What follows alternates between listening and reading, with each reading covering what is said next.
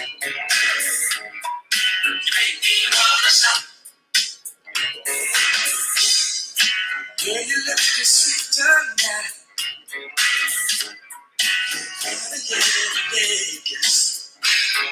evening, Latoya. What's going on, Derek? Welcome to the webinar. James Flower, welcome. Maxine, welcome. We're going to be getting started momentarily. I'm feeling outstanding this evening, so I want to give y'all a little music. Hey, welcome, Martell, the credit couple in the house. Hey, Michelle, welcome to the Stimulus Follow-Up Webinar. Hey, Renee, welcome to the webinar. I know everybody probably tired of the quarantine, baby, but we still winning. We still putting things in place to make sure we can leave a legacy. So I'd like to welcome everybody to the Stimulus Follow-Up Webinar this evening. We're going to be getting started momentarily, about 1 more minute. So if you got some people it's supposed to be on, make sure they can go ahead and jump on here tonight before all the seats fill up. We're going to be getting started in about 60 more seconds. Ms. Josie, welcome to the call. Allie and Jerry, welcome. Welcome to the Stimulus Follow-Up Webinar. My name is Reco McCambry. We're going to be getting started in about 45 seconds. I'm feeling outstanding, so I just want to play some old school music for y'all out there. You know who that is, drop it in the comments. I bet no millennials know who that is. That's right, El.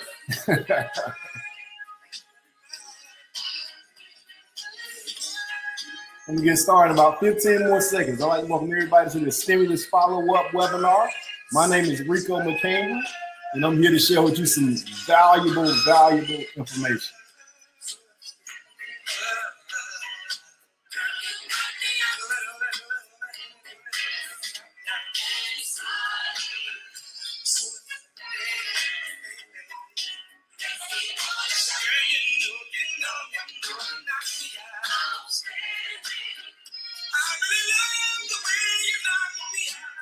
All right.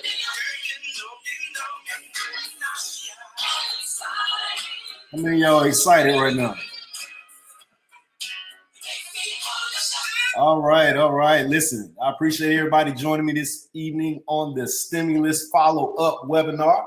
My name is Reco McCambry. I'm the president and CEO of a company called Novae.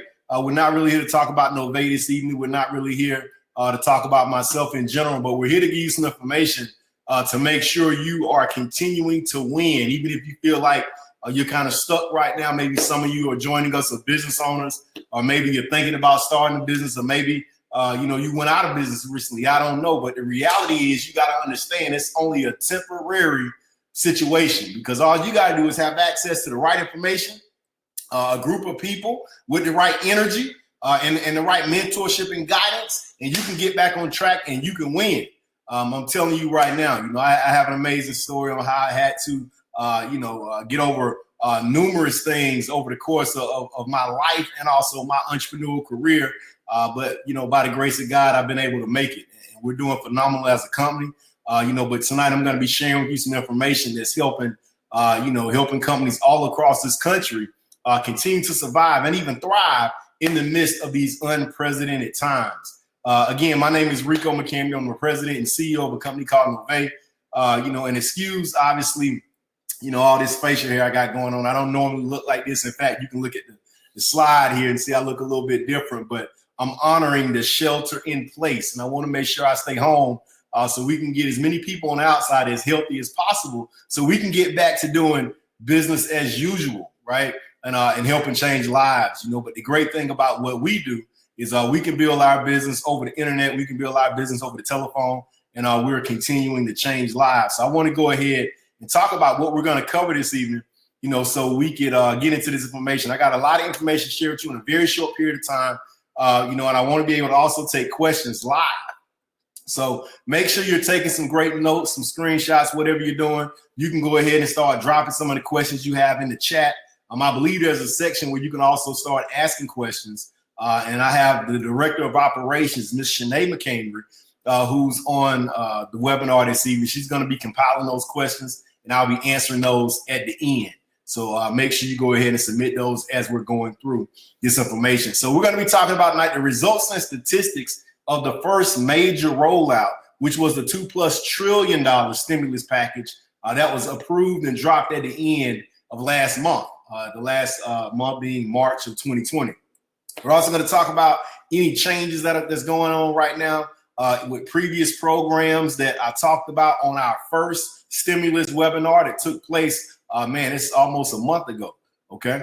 Also, the stimulus check payment schedule. There are a lot of people out there who are expecting a $1,200 stimulus check, or the $2,400 or even more for your kids. You're wondering where that is if you haven't received it. We're going to be talking about that. We're also going to be talking about unemployment. We're going to be talking about what's included in the new stimulus package that was actually approved today.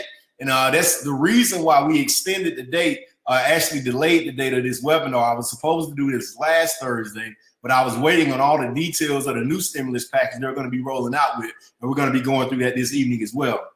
We're also going to talk about the information on the potential $2,000 monthly stimulus that they're talking about rolling out with.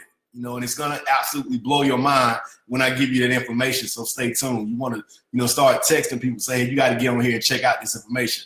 We're also going to be talking about, and I'm going to be giving you tips on getting the PP loan and also the EIDL loan actually approved or getting it processed successfully. So we're going to be talking about that. We're also going to be talking about the fallback plan.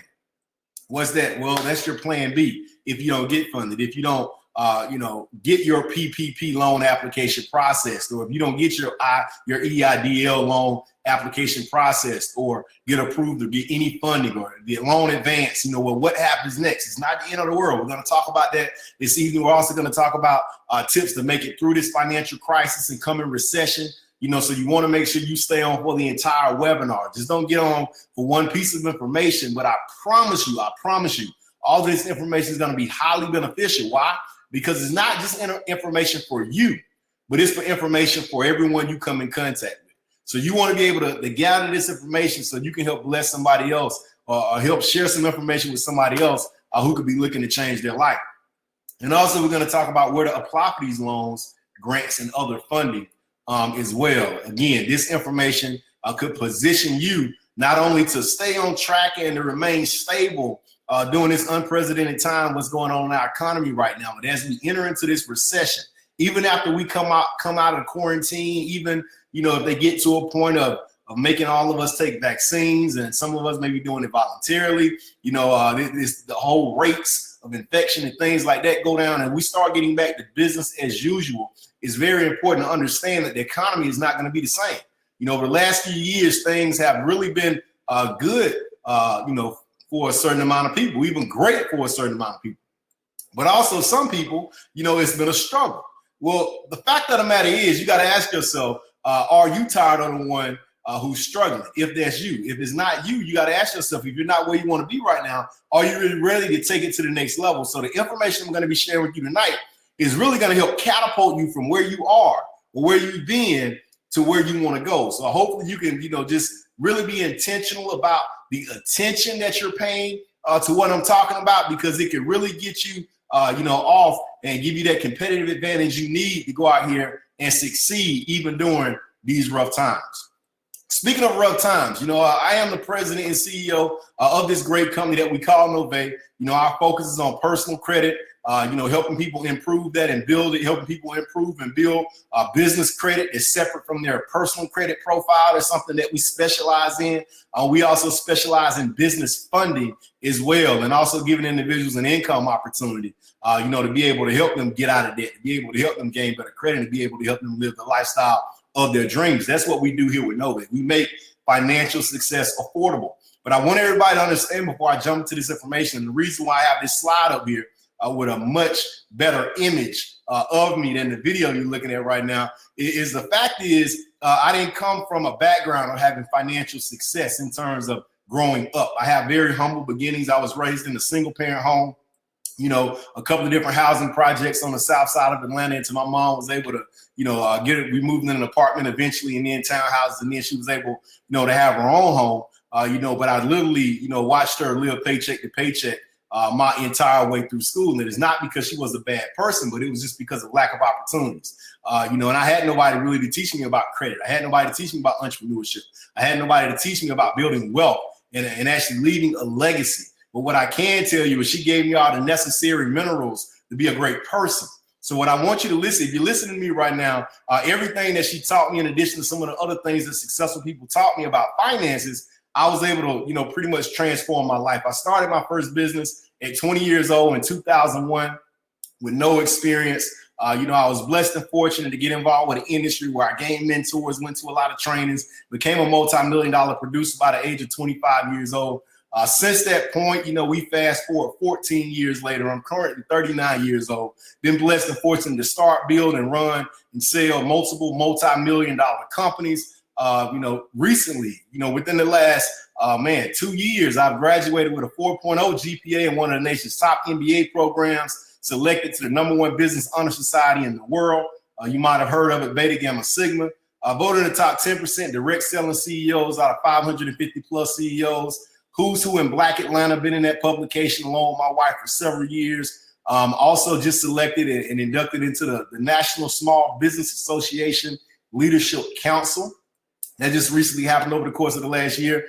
And, founded Novae in 2014 with my wife and another partner, and I'm super grateful because, we have the best staff that any CEO could ask for. We have a group of affiliates all across the country who are like our family. They're not like our family. They are our family. That spread the word of what we're doing as a company and helping so many people change and transform their lives. And we've been blessed to be able to start earning millions of dollars in revenue. And our company is completely debt-free. And our main focus when we started was helping individuals improve their credit, because we understand financial literacy is the foundation that you need to make strong if you're going to go out here and build wealth. We've been able to not only educate people, but help them and assist them in getting over 1 million negative items removed from their credit reports, assisting over 50,000 clients. Now we're actually working with hundreds of businesses, leading to thousands of businesses all across the country to improve and grow their credit and also get them the funding they need to succeed. And we also do personal funding as well. Now, why did I go over all that information? We're not here to talk about how great Reco is. We're not here to talk about how great Novae is. I just wanted to be able to set the stage and to help you understand that I'm qualified to be able to cover this information with you. And also that our company is about educating and servicing millions of people to initiate lifestyle change, in our community. So you got to understand, you didn't have to pay to be here on this webinar. This is free information. But I've done a lot of research. I put the time in to put this thing together and to bring it to you so you can just remain a step ahead so you won't get behind. I want everybody to put that in the comments for me. If you're typing in the comments, just say, hey, you got to remain a step ahead so you won't get behind. Because if you remain a step ahead, even if you start get behind because things get slow, you'll still be ahead. So tonight, even if you're not in a dark place, what I want you to understand is about a level of preparation so you'll never have to see that place. So your family will never have to see that place. So your friends will never have to see that place. So you'll be able to put yourself in a position to live the lifestyle of your dreams in this lifetime. So let's go ahead and get into it. Now, I want you to text new money to 94253 if you haven't already. Some of you joined the webinar that I did a few weeks ago. We were going through the first stimulus package, and you've been on this list and you've been updated about different things that's been going on. But if you haven't yet, go ahead and text new money, that's one word, to the phone number 94253. And that's the best way to keep up with what we have going on and all the information that we're putting out there. Now, before we get started, let me help you to understand. If you're joining me for the first time and you didn't see the first webinar, you may be lost a little bit when we start going through this information and you're asking, what's the requirements for the loan? Well, what are the loan details? Well, we're not talking about the loan program details tonight because we already talked about that in the previous webinar. We already talked about the requirements in the previous webinar. Tonight, we're simply here to give you updates and a few bits and pieces of information that's very important for you to hear, for you to listen to. But you can go to our website at novaemoney.com and you can actually click on that red button that's on the front page that says COVID-19 resources. And when you click on that, you'll be able to click on the section that says stimulus recorded webinar, and it'll break down everything you need to know about all of the loan programs and the requirements and all the fine details and things of that nature. Now let's get into the results and statistics on the first major rollout of that $2+ trillion stimulus package that I talked about a few weeks ago. Now, the vast majority of Americans were only concerned about what they call the economic impact payments, okay, also known as the stimulus checks. Everybody was excited about this because it was pretty much free money, right? They call it, a rebate, right? So what's happening is 80 million relief payments have already been sent out this week to people who had direct deposit on file, according to the U.S. Treasury Department. Now, if you didn't get your payments yet, and I want you to go ahead and type in the comments, I got it, if you got it, okay? So type in the comments, I got it. And if you didn't get it, say, I didn't, okay? So we can see how many people did not get it, because this is the deal. They're saying up to 100 million people are still waiting for their payments right now. Now, there are a few different reasons for that, but what I want you to understand is this. All of those are going to be more than likely going out by paper check. Now, they're saying 5 million checks per week will be mailed, okay? So, how's that going to work? Well, I'm going to show you that schedule here in a little bit, but approximately 20 weeks to get the rest of the checks out to Americans. So if you're counting on that tomorrow, unfortunately, you're probably not going to get it by tomorrow, but depending on how much money you made, it will be coming sooner than later. All right, so up to 20 million people were also affected by payments going to their tax preparer accounts. So if any of you got tax refunds last year or the year before, and you got like one of those advance loans where you got your money really quickly and your refund might have went to your tax preparer's account, well, it's a good chance that this check went to your tax preparer's account. So if you were expecting an economic impact payment and you didn't receive it, you might want to contact that tax preparer and see, if they have your money. Now, the IRS is going to be, fixing this. It was a whole big issue. I mean, in Atlanta, man, they had people going up to tax preparer offices, and things were about to get real crazy in a few situations. But the bottom line is the Treasury Department is trying to get all of that fixed, and they're saying over the course of the next, 2 to 4 weeks, hopefully that'll get fixed. They're also saying some people who have children, who are obviously dependents, they didn't get their $500 per child. So there's something else that's on the docket right now that they got to get fixed, okay? At least they did get these payments out to several million people. So at least, that's being an impact in the economy. Also, the second stimulus payments are being discussed that may be monthly. Now, I'm going to get into that here in a little bit, and that's something that's really exciting for some people, but I'm also going to give you some information for you to really reconsider when we talk about that. All right. So the next thing I want to talk about is the Economic Injury Disaster Loans, also known as the EIDL program. Some of those statistics. All right. Only 40% of applications that were actually started were actually submitted. Well, what does that mean? Even some of you that probably went on the website and started your application on sba.gov/disaster. Maybe you were missing some information. Maybe you didn't know some answers. Maybe you got frustrated and you just quit. Maybe the internet crashed or something like that. But the bottom line is only 40% of the applications started were actually submitted, and only 77% of those actually requested the emergency grant. Now, the last time we had this webinar, the emergency grant, they were saying that was going to be $10,000. They were saying you could apply for the EIDL loan and you would get the emergency grant within like 3 days of $10,000.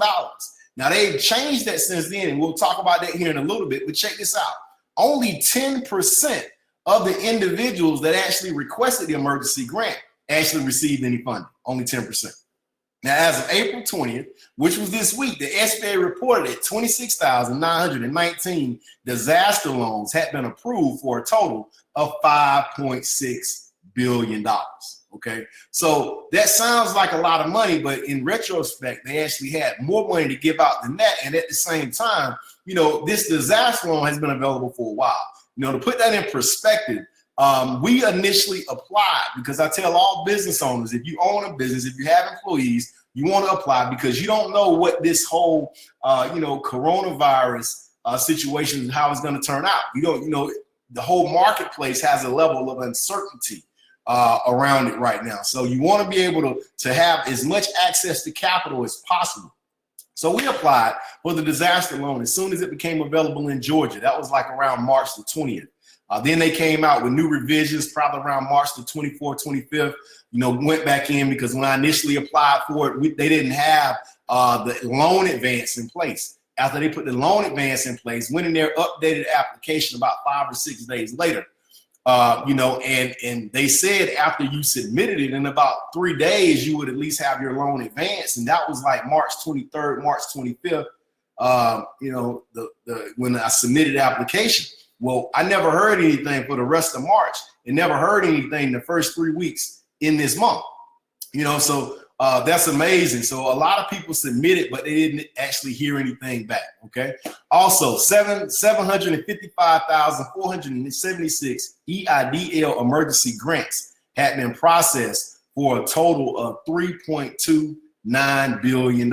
Okay. So obviously there have been some people that's been getting that, as of earlier this week on Monday, we hadn't received anything. In fact, we've been pretty blessed as a company. We haven't got affected, that much. In fact, our business has grown in retrospect because a lot of people were trying to get their finances together, and we have done some great things even for our staff and, made some advances and things of that nature, but on Tuesday morning, I actually called out to the SBA asking them about where the application was. And I didn't even know it yet because I had not checked the bank account, but they actually deposited the loan advance that I was just talking about into our bank account. Okay. So now check this out. I'm the only person that I know that owns a business that has gotten the loan advance. Every single other business owner I know have not received the loan advance.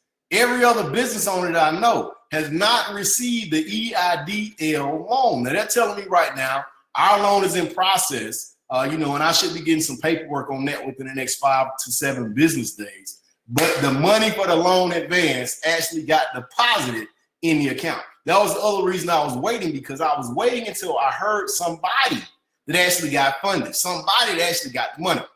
And we actually got our deposit on Tuesday morning. After Monday, we not knowing what was going to happen. So I felt like that was really, really cool. Okay. Now, total disbursement numbers for the EIDL program have not been published to this point.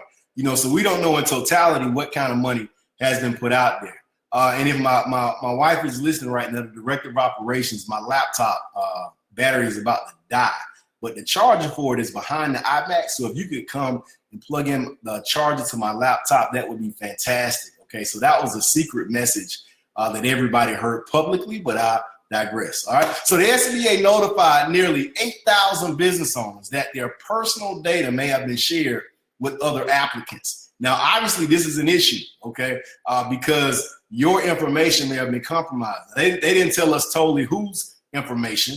Well, actually, you got a letter.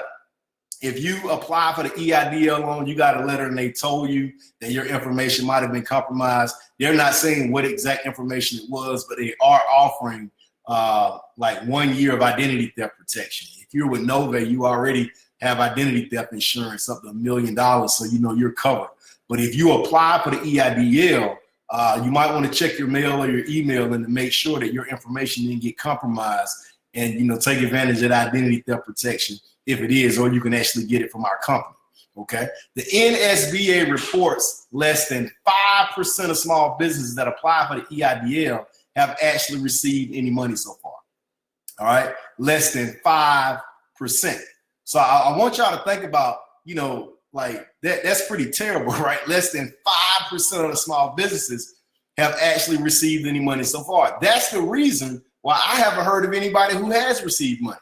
It's a blessing that obviously we got ours, and since we got that loan advance, typically they're not going to give you the loan advance unless they plan on giving you a loan, because at the end of the day, that's the whole, the whole deal. Now, some people end up getting a loan advance, may not get approved for the loan after they go through further underwriting, but you don't have to pay back the loan advance. Okay, so we just got blessed with some thousands of dollars earlier this week. So let's talk about the Paycheck Protection Program. That's the PPP loan. Okay, now we just talked about the EIDL loan program. I just went over some results and statistics for that. With the Paycheck Protection Program, 75% of small businesses, that's 22.5 million, actually apply for the PPP loan program. All right, 75%. All right, so that's over 22 million. But check this out, with only 20% of those loans actually getting processed. Now, I didn't say approved, I said processed. So if you think about everybody that went and applied, and we had the webinar, and I went over everything, and I let everybody know that on April 1st at midnight, they were going to start, making it available to apply. I know several people went through our website that day and the next day and applied for the loan. Even through the application process, I believe we applied as a company about 5 different lenders. We have a few different banks that we go through.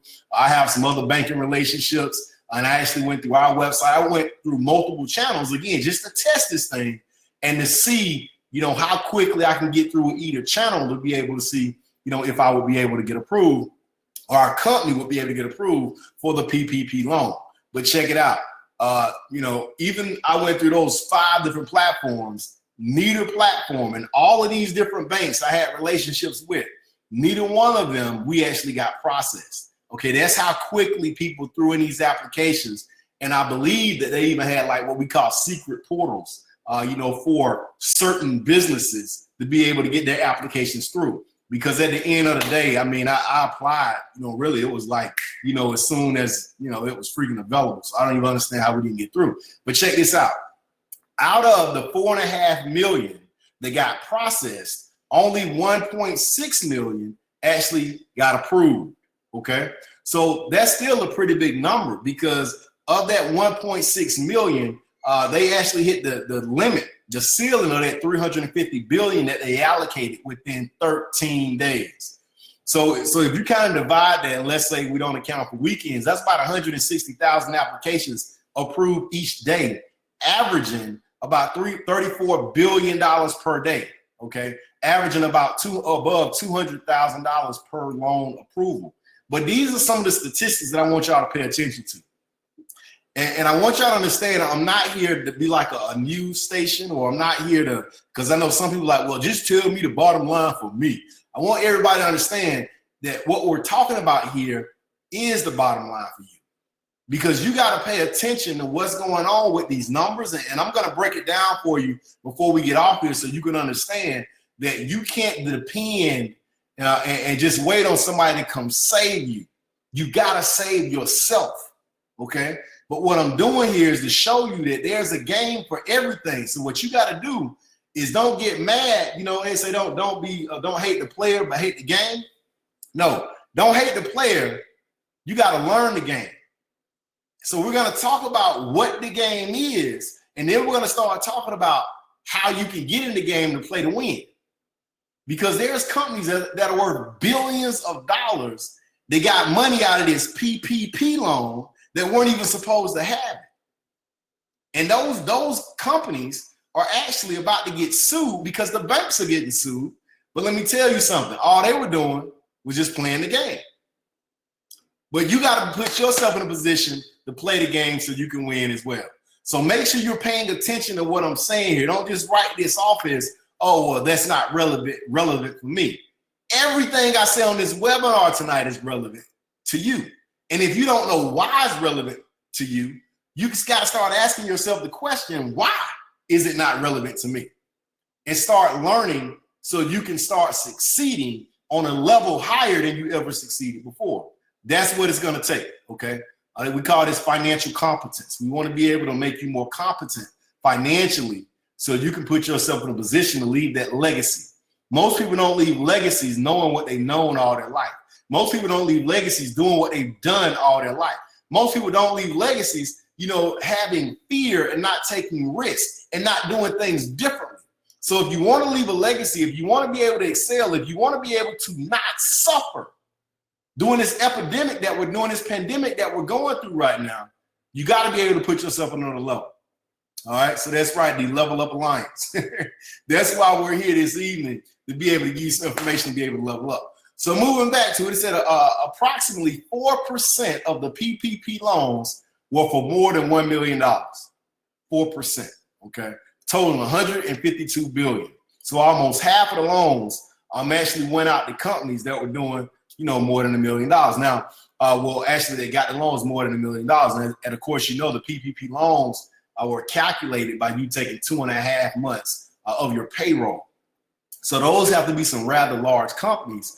If we're talking about $1 million, okay, that's if you're just talking about 2 months payroll, that's about $500,000. So it's about 400,000 per month in payroll. So that's a pretty decent sized company. It's not what you call a typical small business, but 3/4 of the PPP loans were less than $150,000. All right. And we're going to look at some more numbers here shortly to help you understand that in totality. But this is what I was talking about earlier about, playing the game. 90 plus publicly traded companies receive the Paycheck Protection Program loans. Now, typically, if you're traded, on the stock exchange, the reason why you're trading on the stock exchange is because you have access to capital. And it's important to understand that all these companies didn't need this money, but they dipped into it anyway because of how it was written up when the bill was passed. Now, since then, a lot of people have been complaining. In fact, there's wide sentiment that the first round went to mostly credit-worthy and cash-rich companies, okay? So and we're not just talking about the PPP loans. We're also talking about the EIDL, credit-worthy and cash-rich companies. So isn't that like a common theme, where unless you have cash or unless you have credit or unless you have collateral, which, by the way, we call that the 3 C's, unless you have one of the 3 C's, you're not able to really get out there and play with the big boys. Now, the way they pitched this whole program was it was going to be for people who really needed it. They were going to bring this from Wall Street to Main Street. They were going to bring this to the small business owners to keep them in business. They even talked about how it was going to help independent contractors and sole proprietors and things of that nature. Now, I'm not saying that 100% of all the money did not go to those individuals I just named. But what I am saying is that millions and millions and millions and millions of dollars, I mean, we're talking about almost 400 million, actually went to these companies that are publicly traded companies, which they should have not been given that money. So new rules just came out. The new money is just coming out. And they're actually saying that these publicly traded companies actually got to turn this money back in, like Steak and Shake. They had a $10 million PPP loan that they received, and they gave it back. They went out here and did some rounds of funding, and they actually gave their PPP loan back. Ruth Chris, they're on a lot of scrutiny about the millions of dollars that they received in the PPP loan. And at first they said they were going to keep it, but now they're saying they're going to give their loan back. So the bottom line is what I'm telling you is you got to put yourself in a position from a business standpoint to be able to play the game if you need it. Hopefully, a lot of the businesses that are not set up properly will still be able to get access to this money. But what it looks like that's happening, that most businesses that are already set up properly are going to be the best candidates for these loans. But you still want to make sure you apply no matter what, okay? But even with all of that said, even with the $350 billion ceiling accomplished, only 20% actually reported they have received any money. Now, I do have a really good friend of mine. It's actually a former business partner of mine. That didn't receive anything from the EIDL loans, and he actually applied before me. He hasn't received the loan advance. He hasn't received the EIDL loan, but he has gotten an approval and an SBA approval number on the PPP loan. Well, that was probably about 7 or 8 days ago. They told him that the money would be in his account, in 10 days. So I think by tomorrow or Saturday, if he hasn't gotten money, then, that's the issue. But they say only 20% of people actually reporting that they've actually seen some money. So just a real quick summary. The loan count over 1.6 million. We just talked about that. Almost 350 billion. The lender count 4,975 that actually originated the loans. These are the states and territories right here, and all of the approved PPP loans. It looks like, based on the population of these states, that's how they kind of allocated the amount of approvals that were given out. But you can look at your state wherever you are and see how many approved loans they actually gave out, and also the approved PPP amount. So you might want to take a screenshot of this and actually go back and take a look at that a little bit later. But that's all the states and territories as far as the loans that were approved, the number of loans, and also the total amount of loans that were given. Now, the loan sizes, let's take a look at this. This can get pretty interesting because this is based on the loan size, and it tells you how many approved loans. So loans that were $150,000 or below, what the most were actually approved. It all, it really makes sense because obviously those were lower amounts in loans. But the most that was given out were between $2 to $5 million in loan size. Okay, 2 to 5 million, the most that was given out. So now when you go down even further than that, because the percentage of loans that was given out, if you look at the most, was between 350,000 to 1 million in loan size. So we're talking about 200. We're talking about 2.5 times payroll. So let's just say the average of that is 500,000 for the loan size. So you're talking about the average payroll of about $200,000 per month. Those are the most loans that they gave out in this program. Now, I'm not here to judge. At the end of the day, they're helping businesses stay afloat and they're making sure that these businesses can continue to pay their employees. But again, we want to make sure that we're preparing ourselves and we're not counting on the government to save us, because in this scenario, we all know that the vast majority of companies in our country don't have payrolls that are $50,000 plus per month. The vast majority of our country, they do not. So that means you have to put yourself in a position where even if the government doesn't come through, you're coming through for yourself. Okay, I want everybody to understand that because I'm sharing with you the facts and figures right here. The average loan size was $206,000.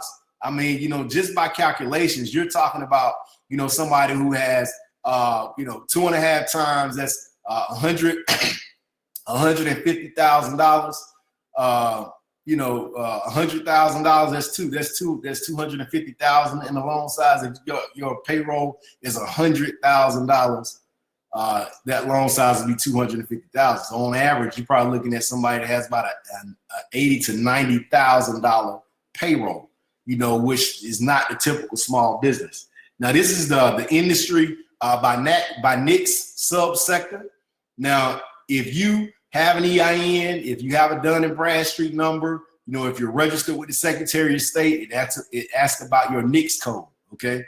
If you do your taxes for your business, it asks about your NICS code. It's NAICS. The reason why this is important right here is because it shows you if the federal government is giving out money, what industry codes they're going to be partial to. So you want to look at the subsectors right here, and how you classify your business should be based on the approval loans that have been given out that's at the top tiers of these companies. All right. Now, obviously, if you have a business where you're doing some type of professional service, you can't say it's construction because it's not construction. But like we're in the business of professional, scientific, and technical services because we are professional services. So as you can see, professional services actually got 12.65% of the loans. So if you have a service-based business, I would recommend that's where you classify your business. For example, Novae is not classified as a financial and insurance NICS code. We find that we classify ourselves as professional, scientific, and technical service. Well, why is that? Because that's where the most approvals come when you're submitting for funding. Did y'all get that? Okay. So you want to write this down. You want to circle it, screenshot it, right? Because this is very important as you move forward as a company. All right. So let's talk about program changes. The economic impact payments, aka stimulus checks. The EIDL program is not currently accepting applications on SBA.gov, okay, because of depleted funds. Like if you go to SBA.gov/disaster, the link's not there anymore to start the application process. I think it went down a couple of days ago, because they had more money there, but apparently they said that the funds have been depleted. They have hired so many outside companies to start processing these loans. It's crazy, So the bottom line is they're saying the funds are depleted. So you're staying tuned to the next round. The EIDL loan advance is now $1,000 per employee up to $10,000.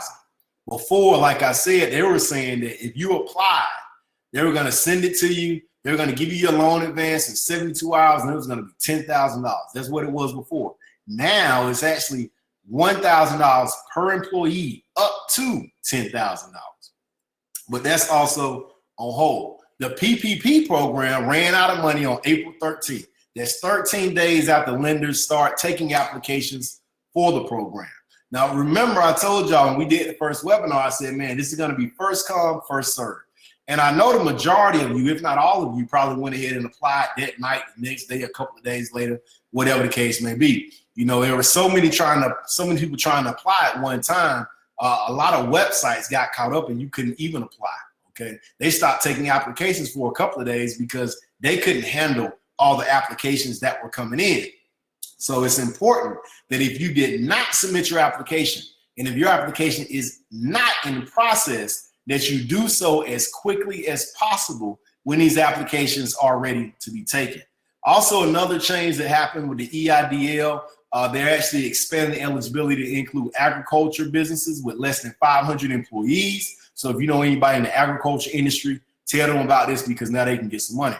Companies must certify loans are necessary and have no other funding sources. So, you know, companies that are publicly traded cannot actually get any of the money on these loans right now. In fact, you got like Wells Fargo, Bank of America, Chase, and US Bank are actually being sued right now, you know, because they were found being more favorable to businesses that were in better financial shape and also that had more money, so they can actually loan them more money under these programs so they can get higher commissions. Because remember, they actually get paid for making the loans. So instead of helping the companies that had no revenue or maybe gonna have a hard time paying the money back, they didn't even look at their applications. They looked at applications where they had companies that were earning millions or billions of dollars and gave them first dibs on the loans so they can get a higher commission.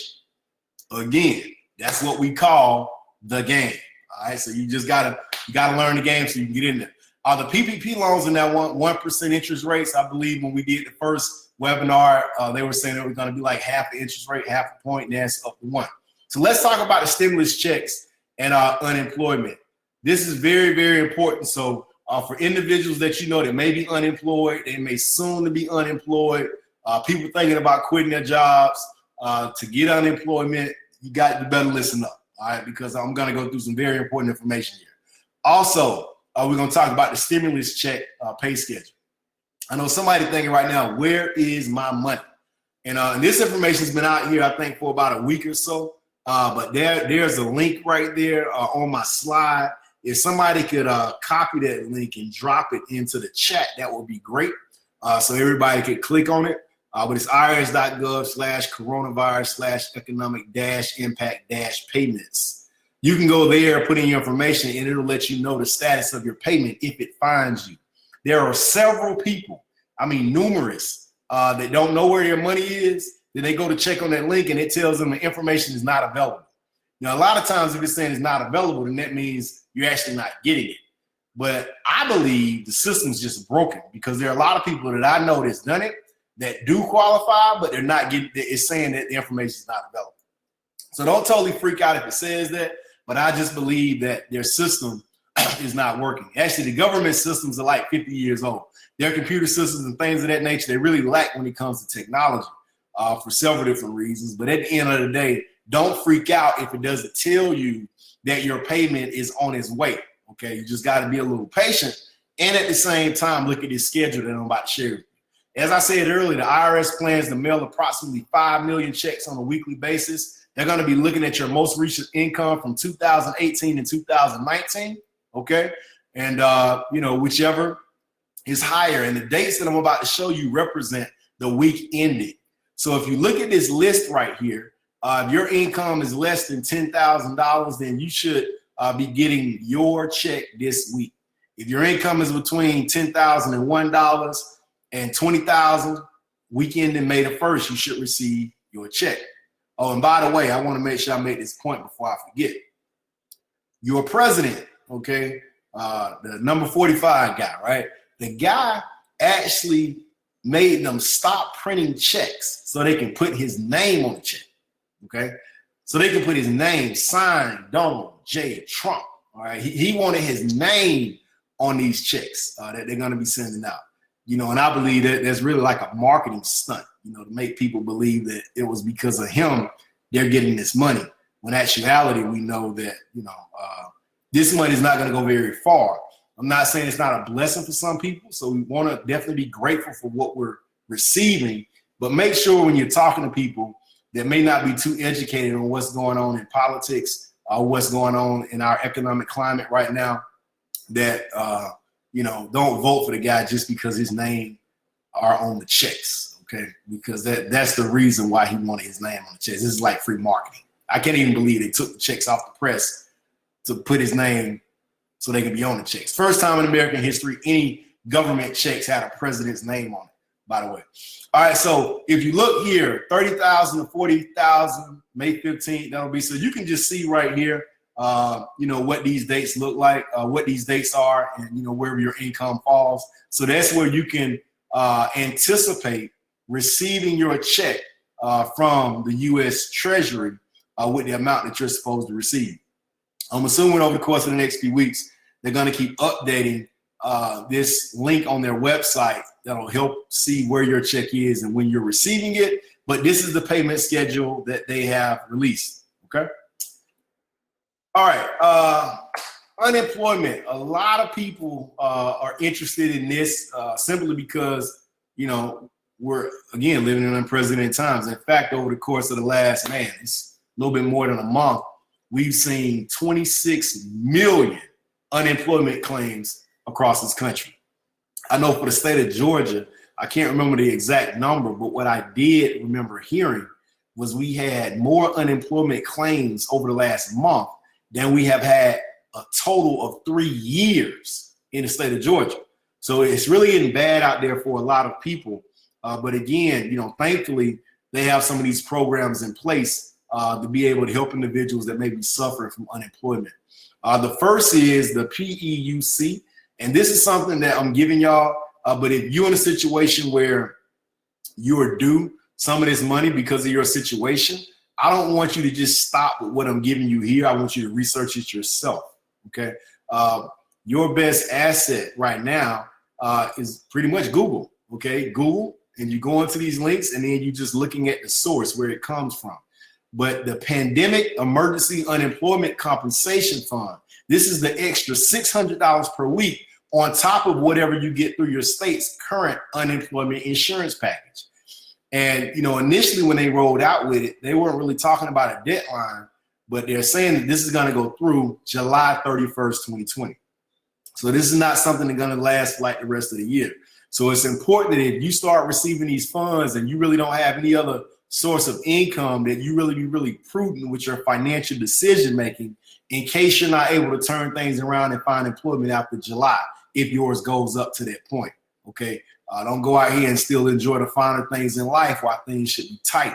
All right, everybody got to really buckle down to make sure we can get through this. Also, to provide 13 weeks of emergency benefits for people that remain unemployed after they've exhausted all of their benefits or are not otherwise eligible for benefits, okay? So that's what the PEUC covers. Also a PUA, that's the Pandemic Unemployment Assistance. All right, this is expansion on who is covered to receive unemployment benefits up to 39 weeks. Okay, so that's relatively a long time for people, okay? So check it out. Aside from full-time workers, you're eligible to receive benefits as a part-time or self-employed worker, as well as if you're already unemployed or can't work because of COVID-19.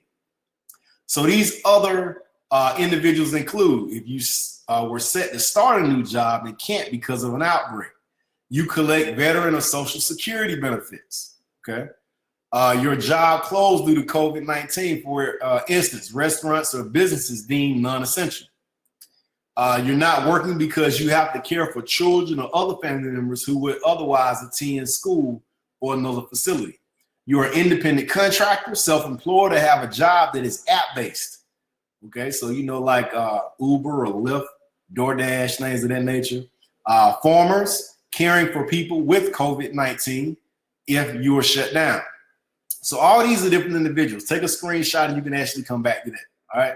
So let's talk about some additional information. This whole screen is very important. So make sure you listen to this. What if you're furloughed? Because a lot of people look at the situation, they're like, okay, well, what's the difference between getting furloughed and getting fired, or getting furloughed or and getting laid off, let go. Well, while layoff means a job was closed, I mean, they laid you off or they fired, let you go. That means your particular job was closed. A furlough is a temporary leave of absence, usually with an end date. Now, usually unemployment benefits for furloughed employees vary from state to state. In some states, you can't get unemployment if you're furloughed. Some states you can. But with this stimulus bill, anyone who was furloughed due to the coronavirus outbreak qualifies for unemployment insurance. So this is something else that you can help people with that may be confused about, that don't know. Now, this is a very important one right here, because you have some people that if they were let go, they would literally make more money not working than they would if they were kept on their job. So some people are like, man, they start calculating. They're like, man, I'm just gonna quit my job. Like, I would make more money at home than I would, if I were going to work. So they just quit their job. That's a bad idea. Why is that a bad idea, Rico? Well, if you're able to work from home, number one, or currently receive paid leave, number two, or if you still have a job, you won't qualify for updated unemployment benefits. So listen to me. If you quit your job, you will not be eligible to receive the new unemployment insurance. Okay? So, it's a very, very bad situation, all right?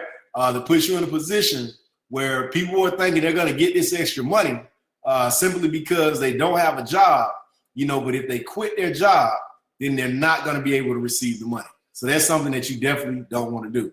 When can you apply? Immediately. All right. Before the stimulus package was passed, you had to wait at least a week to receive your benefits. While some states have waived that waiting period, some states have. You got to check it out with your local unemployment office. Others might still have one implemented. How can you apply? There's no federal system for unemployment benefits. If y'all remember what the $2 trillion plus stimulus I talked about, there are so many different sectors that were going to receive money. Well, part of those sectors were state governments. And, so you got federal funds coming into state governments to help fund this unemployment insurance. So you want to make sure you can take advantage of it. Now, I can tell you right now, with all of these individuals who are applying and all of the money that's going out, you got to understand that if you're able to get this, you should apply as soon as possible. Why am I saying that?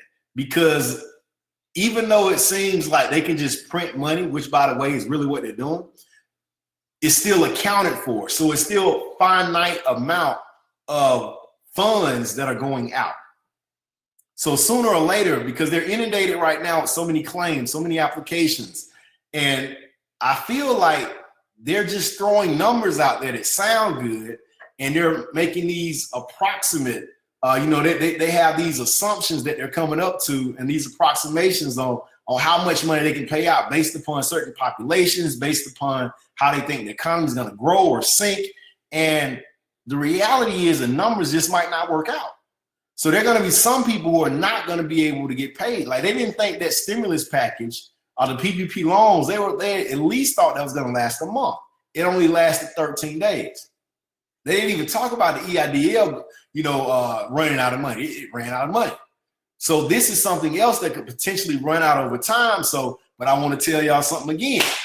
Even though they say an additional 18 months or 19 months, even though they say, additional weeks, even though they say 39 weeks, even though they say $600 a week in additional, listen, don't count on that. All right. That's why you want to make sure you buckle down, because if you get too comfortable getting this free money and you're not developing a skill, you're not developing a trade, you're not becoming somebody's independent contractor and going out here to sell to be able to make some more money so your family could be stable, you're going to be in trouble. Because just because they say we're going to give you $600 a week in addition to your unemployment this week doesn't mean in 2 weeks from now you're still going to be getting the money. So you cannot wait on the government to save you. You got to save yourself. You got to thank God. You got an opportunity to get yourself together, to learn something new, to do something new, to join a team with somebody who's going to help you get to where you want to be. Thank God that you temporarily situated. But do not, I repeat, do not depend on the government to save you. Do not. If you do, you're going to be in a very, very difficult situation, and it may happen sooner than later.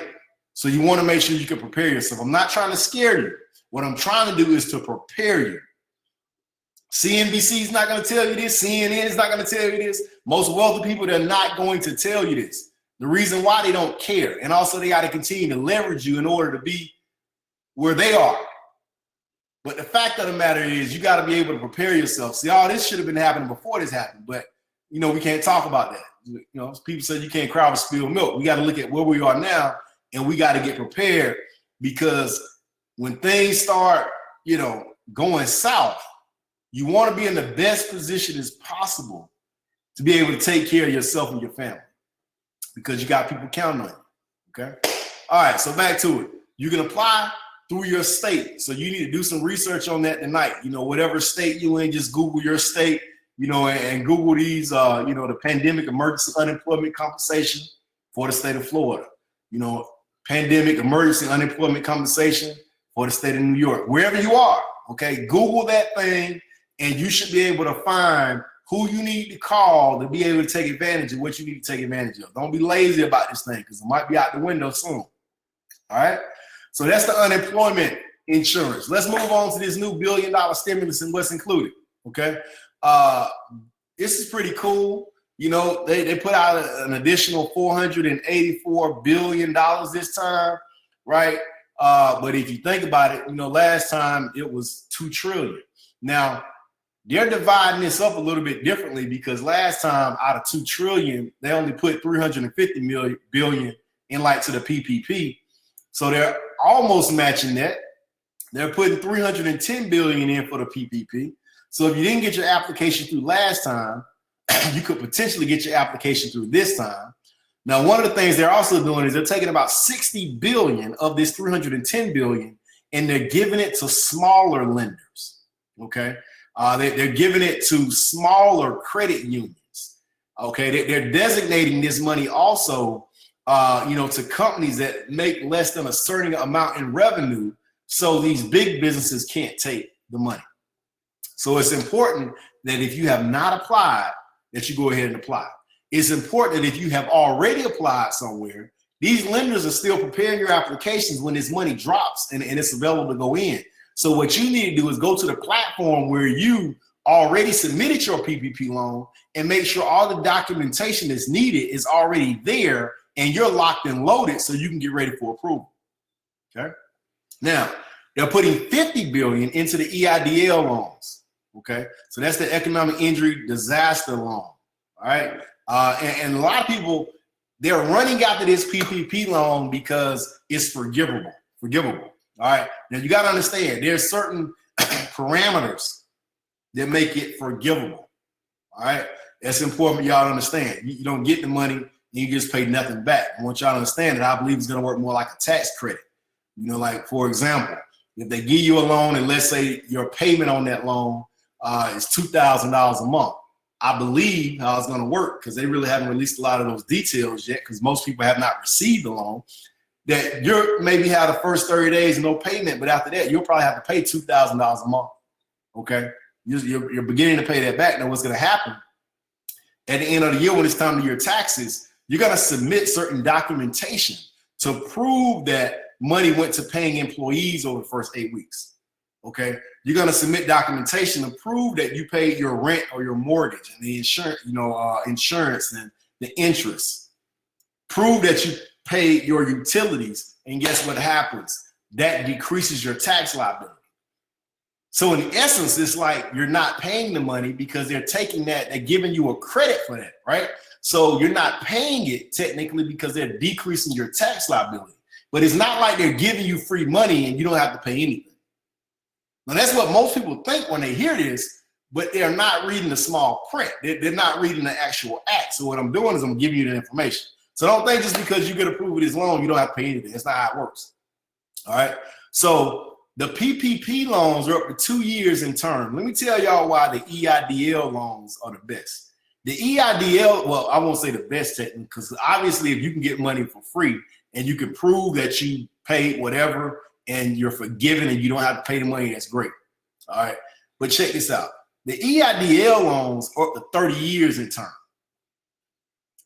So, for example, if you got a PPP loan, and let's say the PPP loan was, $30,000.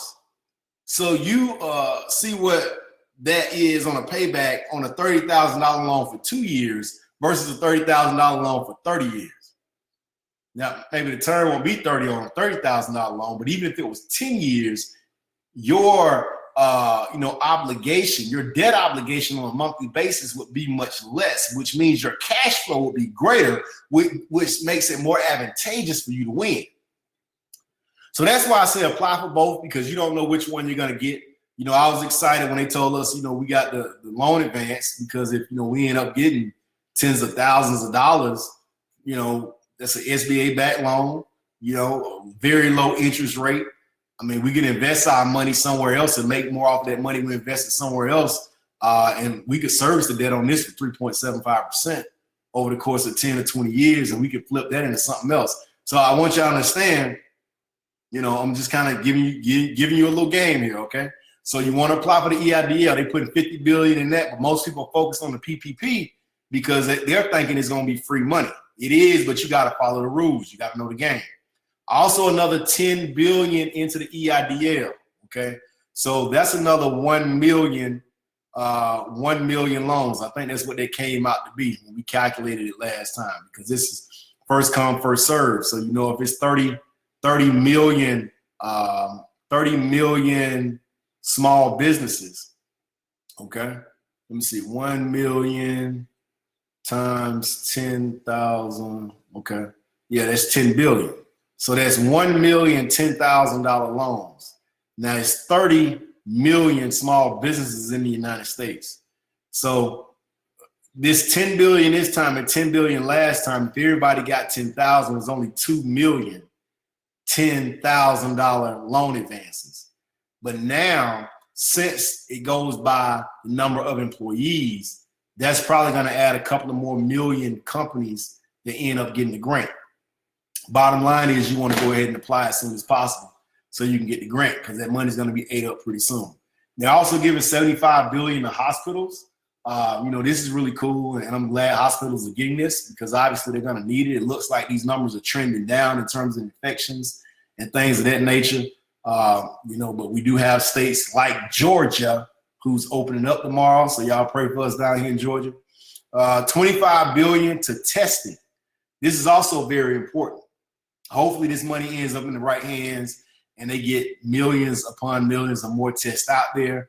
Last I heard, we've only tested 4 million people in our country. Only 4 million, okay? So you're talking about that's a little more than 1% of our population. So it's not really effective at this point. That's why they're putting so much money out here for testing. And then you got 2.1 billion for SBA administrative expenses. That's a lot of money, I think, for SBA administrative expenses. But I guarantee you somebody in the House and the Senate, got something to do with the SBA administrative system. Yeah, but y'all ain't heard that from me. So this is passed today. So this is legit, ready to go. The president will probably sign this. If he didn't sign it today, sometime he'll be signing it tomorrow. And they're going to go ahead and start kicking that money out there. So you got to be ready. So check this out. By the way, you see at the top it say stimulus package phase 3.5. Okay, because the one before this, was 3. They had a few they put out there earlier. The last one was the big one, but they're not even calling this 4. They're calling this 3.5 because they're saying this is a small tranche of what they're going to be adding to the money they're giving out. So they're saying phase 4 could potentially be bigger than the last one, which was 2.2 trillion. But it's kind of weird, the stuff they're talking about is going to be given out. It's really the last one I'm going to talk about, with this $2,000 per month stimulus checks being proposed. But the first thing they're saying that this phase 4 stimulus is going to have is the cancellation of house and rent payments for up to 1 year. Which is really good to a certain extent for people who really need it, right? There's several people who rent, and depending on their situation, I think that they need to look at a few different ways to do this, because if they're giving everybody, the people who are unemployed, an extra $600 per week in addition to whatever they make for unemployment, they should be able to afford their rent. right? But in some cases, maybe they can't afford it. Or in some cases, maybe the unemployment is not available. I don't know. But what's happening here is that the homeowners or the landlords are going to be the ones that's going to get the relief from the federal government. And then they'll be able to pass that relief through to their tenants. Hopefully that happens. I'm sure there are going to be some laws against tenants taking advantage of, landlords taking advantage of tenants in situations. But of course, anytime we deal with human error and the variance associated with people doing the right thing and the wrong thing, a lot of times we have a lot of issues. Then also payroll tax waivers. This is pretty cool. They actually were supposed to have some of this in the last one, but I didn't see it when I was reviewing the bill. But they're saying this is going to be in phase 4, where you can basically, they'll just waive you having to pay payroll taxes to the federal government for your employees. And obviously, if you don't have employees, it doesn't benefit you. They're going to give out subsidies, as well. So it could be a situation where some businesses are actually getting tax refunds every time they do payroll because of the waivers and the subsidies. In addition to that, the biggest one is the $2,000 monthly stimulus checks that they're talking about. So check this out. Now, when you understand this, you'll kind of, I can't remember what this guy's name is, right? Can somebody take, because I don't watch movies and stuff like that a lot of times, but Mr. Bean, I think it is. I don't think I watched the movie, but I think he's like popular or something. Mr. Bean, okay? Y'all see how he's looking right now? If y'all never heard this is how y'all gonna be looking. So check this out. This is proposed for the next stimulus. The term is proposed to be from 6 to 12 months, okay? And if you're single, a single tax filer, 16 years old or older, making less than $130,000 a year, you would get $2,000 per month for 6 months. Okay. So, like some of y'all got the $1,200 check. Well, this is saying you would get $2,000 a month for 6 months. And they're trying to get it passed for 12 months. Check this out. If you're married and filing jointly and your income is less than $260,000, you will receive at least $4,000 per month for 6 to 12 months. All right. So how many of y'all would be excited about that, knowing that even if you had your job, they still would send you, if you're married, $4,000 a month? Yeah, heck yes. I mean, who wouldn't, right? He said, Terrell said, I look like Mr. Bean right now. Oh, man, run that. Yeah, of course. I mean, who wouldn't want that free money? It's very important for us to realize that, there are a lot of things happening that, we may not necessarily understand, but it's important for us to increase our, financial competence to be up to speed with what's happening, or it's going to really affect us later. Most people don't really worry about having any type of financial competence. That's why, they have financial problems, right? But the majority of people that have financial competence don't necessarily have to deal with that many financial problems if they position themselves in the right way and do the right things. But I'll get to that here in a second. But check this out. So dependents, additional $500 per child, capped at 3 children.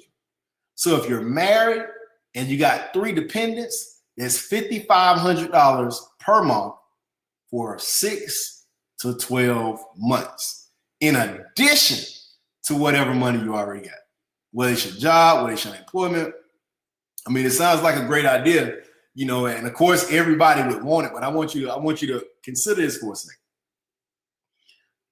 The first stimulus checks that went out equal to about $300 billion. That's what they allocated for the first stimulus. $300 billion. Somebody says, well, they can afford it. It's the government. They just printing money. That's not how the system works. Okay. Ideally, that's what someone would think, but we have something called a national debt, right? 1 month of payments on this new plan, if we just consider, not even considering the dependents, will be about $700 billion. Okay. 6 months of this, which is the minimum that they're asking for in this new stimulus, will be $4.2 trillion. Well, if they did it for 12 months, that'd be $8.4 trillion. Now, where is this money going to be coming from? Where it's going to be added to the national debt. Now, the national debt currently is $24 trillion. I know this is not an economics class, but what I'm trying to get y'all to understand is that, okay, I always heard, my pawpaw. Any of y'all know about my pawpaw? That was my father figure growing up. It's my grandfather, my mother's father. I call him Pawpaw. I'm from Georgia. Y'all hear my accent by now. But at any rate, Pawpaw always taught me, he said, boy, if you play now, you're going to pay later. Or you can pay now and you can play later. It's your choice. Okay? And anytime before I make a decision, I always reminds me what Pawpaw taught me. You can pay now or play later, or you can play now and pay later. Well, that's what it comes down to when we are so accepting of them doing things like this. Let me tell you the reason why. And they're saying right now that it's the Democrats that's more behind this idea than the Republicans, but I really think it's a collective. And at the end of the day, most of them are all friends anyway. I hope everybody understands that. They try to make us really challenge each other and really hate each other, and it's the Democrats versus the Republicans. But most of them in the Senate and the House, they are actually friends. But the reason why they so down with this is because this national debt is owed to somebody. Most people think it's the Federal Reserve, but this is the deal. The more the national debt grows, it's $24 trillion right now. If we agree to get all these payments and this goes above 30 trillion, what y'all got to understand is the next few years to 5 years to 20 years to 30 years could be pure financial hell. And it's going to be pure financial hell for most people who have bad credit, for most people who really don't own much, and for most people who really don't have much. Those are going to be the people that suffer the most. That's why they're so willy-nilly in giving this to you. Reco, what do you mean? The more our national debt grows, the more debt our country has, the less opportunity we have because of less government funding. Government put all kinds of different money in the funds and make all different kind of lending opportunities available for people to start businesses, to fund your businesses. But restrictions and regulations are tighter the more our national debt grows. Also, the higher interest rates go. Okay? So that means that if you have bad credit and you're already paying more for everything, then you're going to be paying way more for everything later. It's going to be stricter to get approved for anything. Standards, even by the credit bureau standards, are going to be increased. Everything gets stricter the more the national debt grows. Also, there are going to be decreases in other programs like Social Security. People keep talking about, well, Social Security is going to disappear. Well, it's not because they didn't pay in enough when they were working. It's because we got too much money going out to other places. See, the national debt is not owned by the federal government. National debt, is owned by different entities. For example, 26%, of it is intragovernment. Okay, that means you have public companies, you have private investors, that's the public. The intragovernment is different funds that are inside the government that own the national debt. It pays back to it. Local municipalities, states, even different programs in the federal government where they borrow money from. The money's paid back to them because they borrowed money from these entities. Okay, so like the Social Security Administration might own about 2% of the national debt right now. So it's good for them to get dividends so they can actually pay out Social Security. But 74% of our debt is owned by foreign governments. Okay? 29% is owned by foreign governments, but that's part of the 74% is public. So long story short, what I'm trying to tell y'all and get y'all to understand is this. The more money that they give us that it seems like it's free, the more we're going to have to pay for it later. So don't get so excited about getting a handout. What you got to get excited about is learning so you can grow your own hand. Most people don't like to hear that information, but the people who get the money now are going to have a challenge having money later. The people that learn how to get their own money now is going to have money later. So it's critical that you develop new skills, that you take advantage of new opportunities, and that you do whatever necessary and possible to grow your mind. Because everything they're doing with giving all this money out is just going to make the middle class disappear. And you're either going to have people that go from the middle class to wealth, or go from the middle class down here with the ever so growing population that's already poor in the lower class. So you got to make your choice.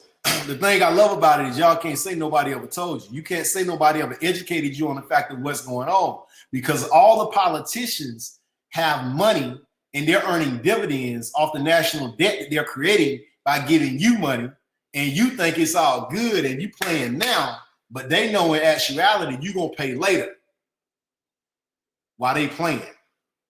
So that's just a little game for the night. So let's go on to tips for approval. I'm going to go ahead and be ending this up. I know I'm already an hour, 15 minutes in. Tips for approval. If you're trying to get into the PPP loan, the EIDL loan, these are some of the things you need to do to go ahead and get this thing pushed through.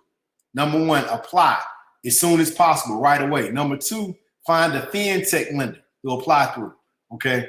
Not traditional banks, not credit unions. It's going to be very difficult to get through on those. What's a fintech? It's financial technology company, okay? That's the companies that have processes that everything is done online. Like we have a relationship with a fintech SBA approved lender. So when you go in, your information is processed way quicker than it would be processed if you went to a traditional bank. Make sure you understand how to fill out the application or be willing to read and be patient. Let me say that again. Make sure you understand how to fill out your application or be willing to read and be patient. Most people don't read. How do I know? Because most of the time our customer service department is inundated with people, customers, and even some of our affiliates that call in and ask questions about something they had in their email. They'll pull up their email, so I'm looking at my email right here, but it doesn't tell me what you're saying. Our customer service person points it out. They say, oh, well, I didn't read that part. It's important that you start reading. I'm not telling you got to go out here and start reading entire books, but you got to start paying attention. You got to start being patient, and you got to start reading. Why? Because you're going to get behind if you don't. Regardless if you understand it or not, complete the application. This is the most important piece of the whole puzzle. Even if you're going through it and you don't understand it, you feel like you're missing something, let me tell you something. If they asking you to upload a document and you can't find the document, let's say they ask you to upload Form 940, okay, for 2019, and you said, my God, I cannot find Form 940 2019. Let me tell you what you do. You take a pen, you get a blank piece of paper,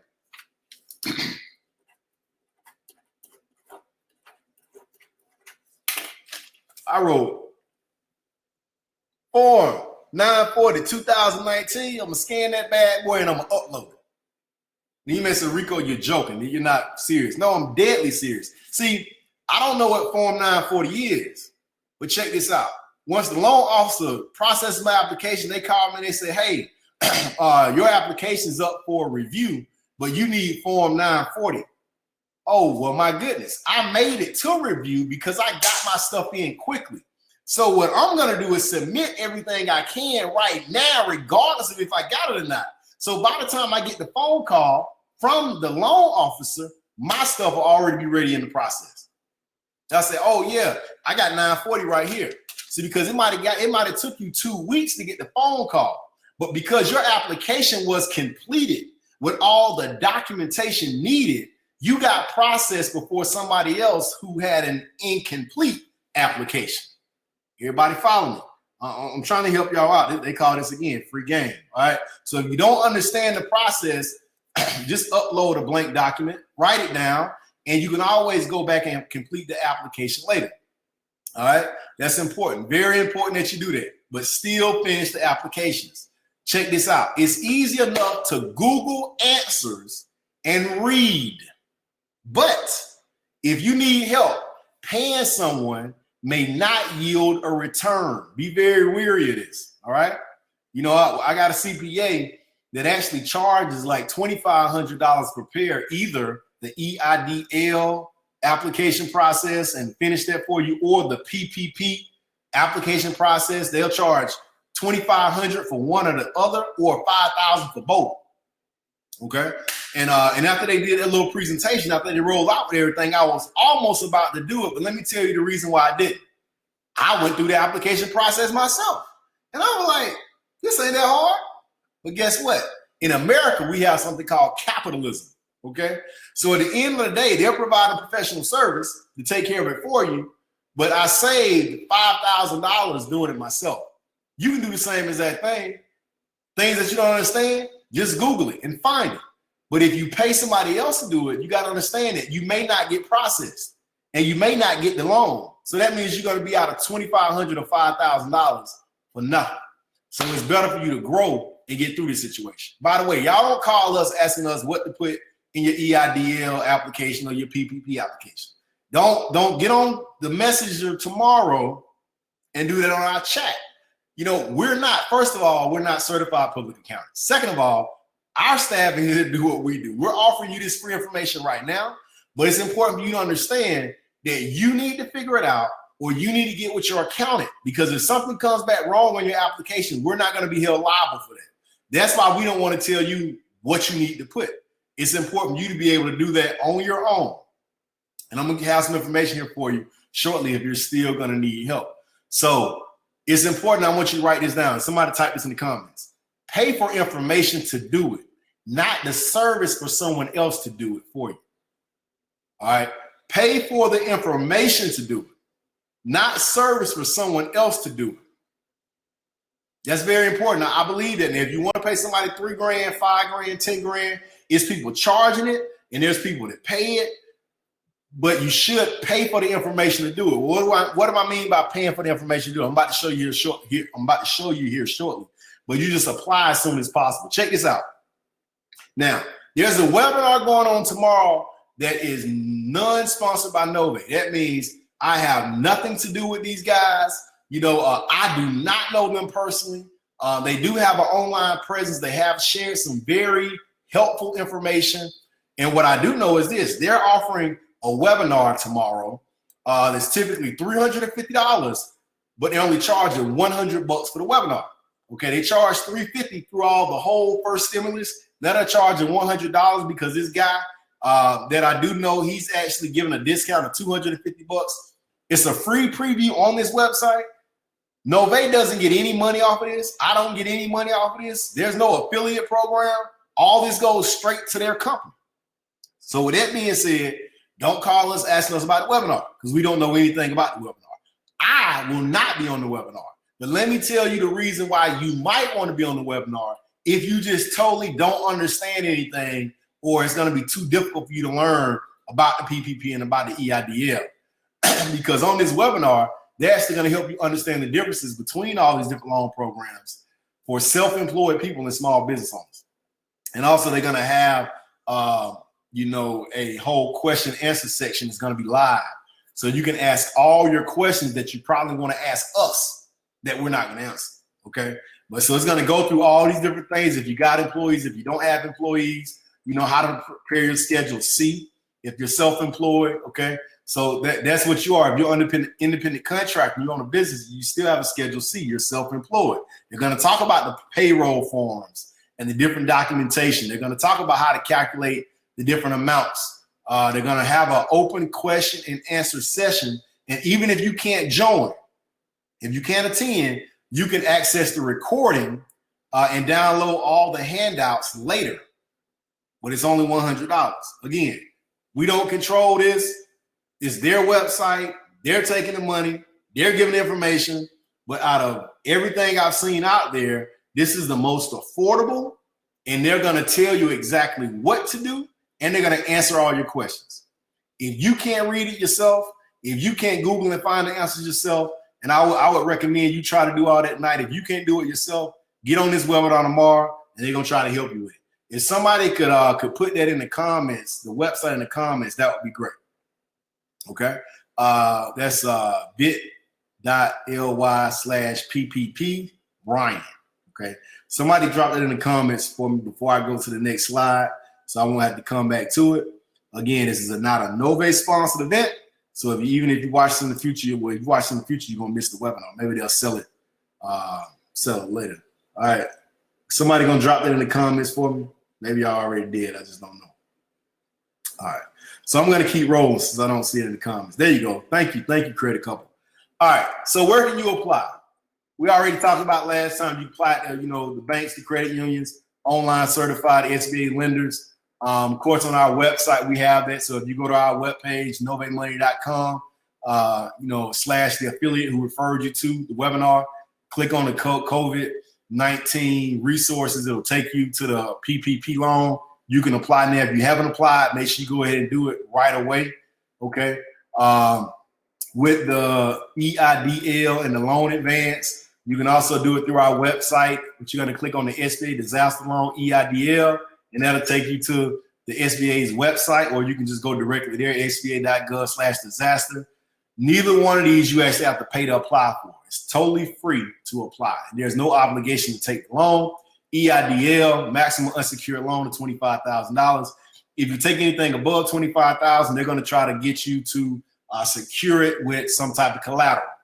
It may be your house, it may be vehicles you own, but they don't. I'm hearing they will not hold you to it if you don't have any collateral. If it's above $25,000, applicants can have an existing loan and still qualify.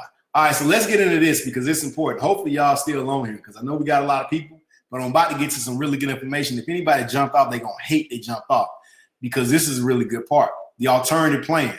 If you're unable to get a PPP or EIDL. So I know some of y'all been thinking, man, it went so fast the first time. If I haven't applied yet, I don't even know if I'm going to be able to get it a second time. Well, let's talk about the alternative.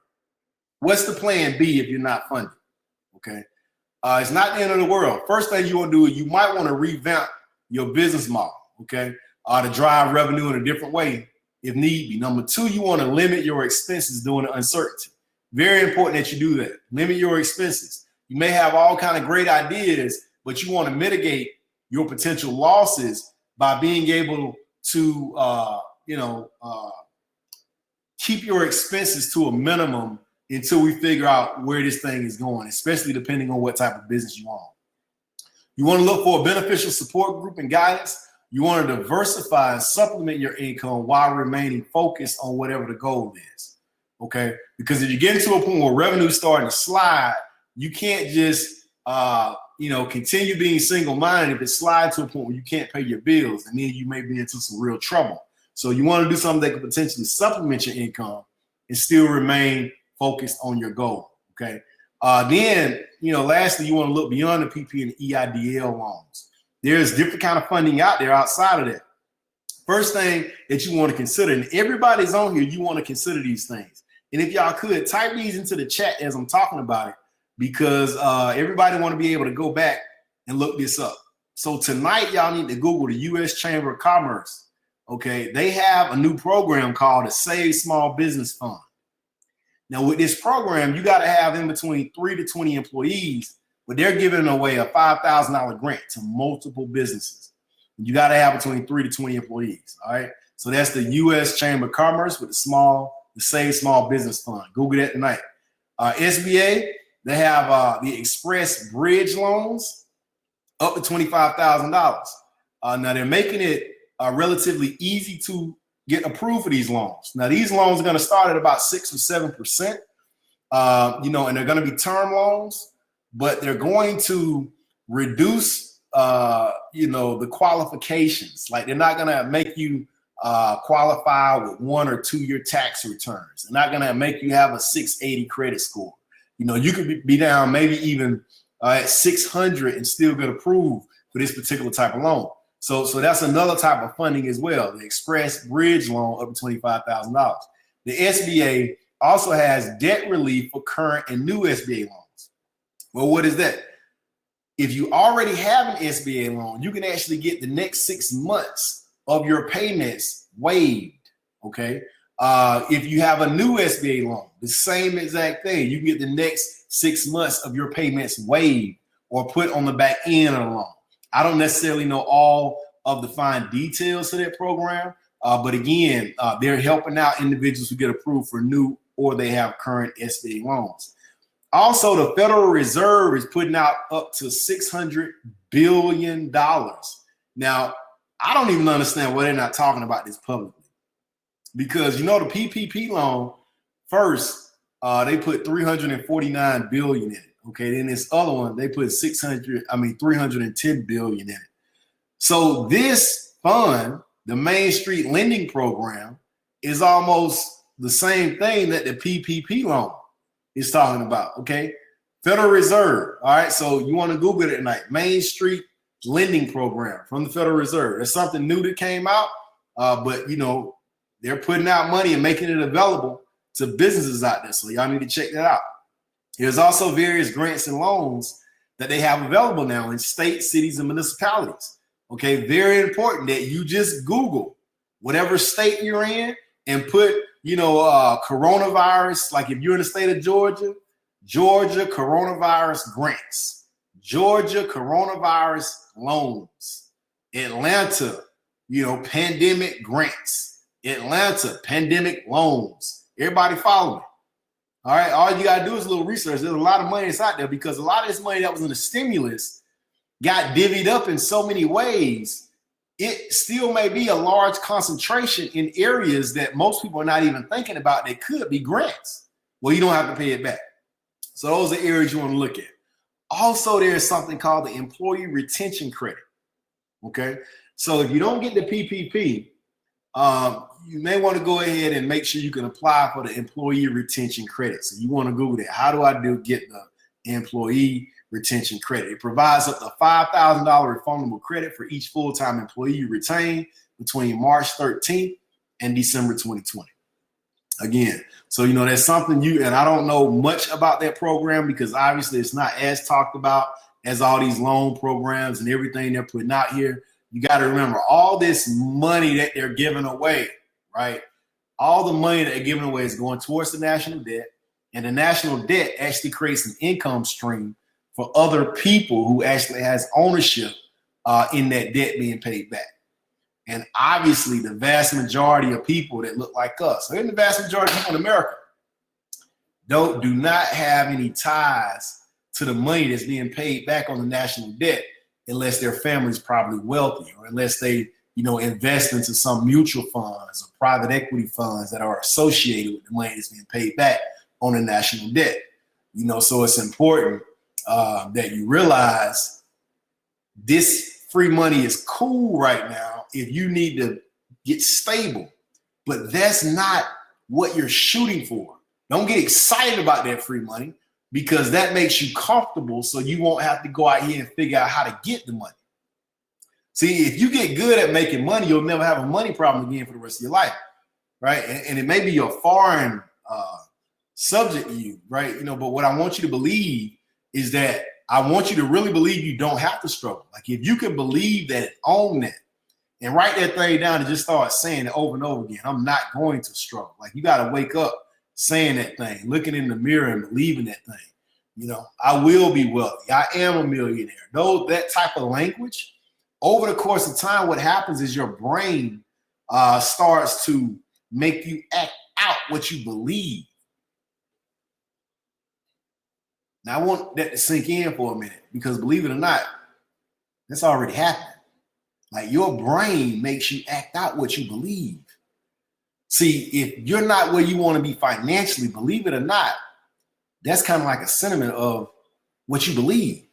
Even if you say a certain thing, if you believe something different, that's really what you manifest in your life. So it's important that you be able to plug yourself into a support system, surround yourself by people, get on track with affirmations and things of that nature, with reading books, with listening to audios, with getting guidance and mentorship, with hanging around the right people.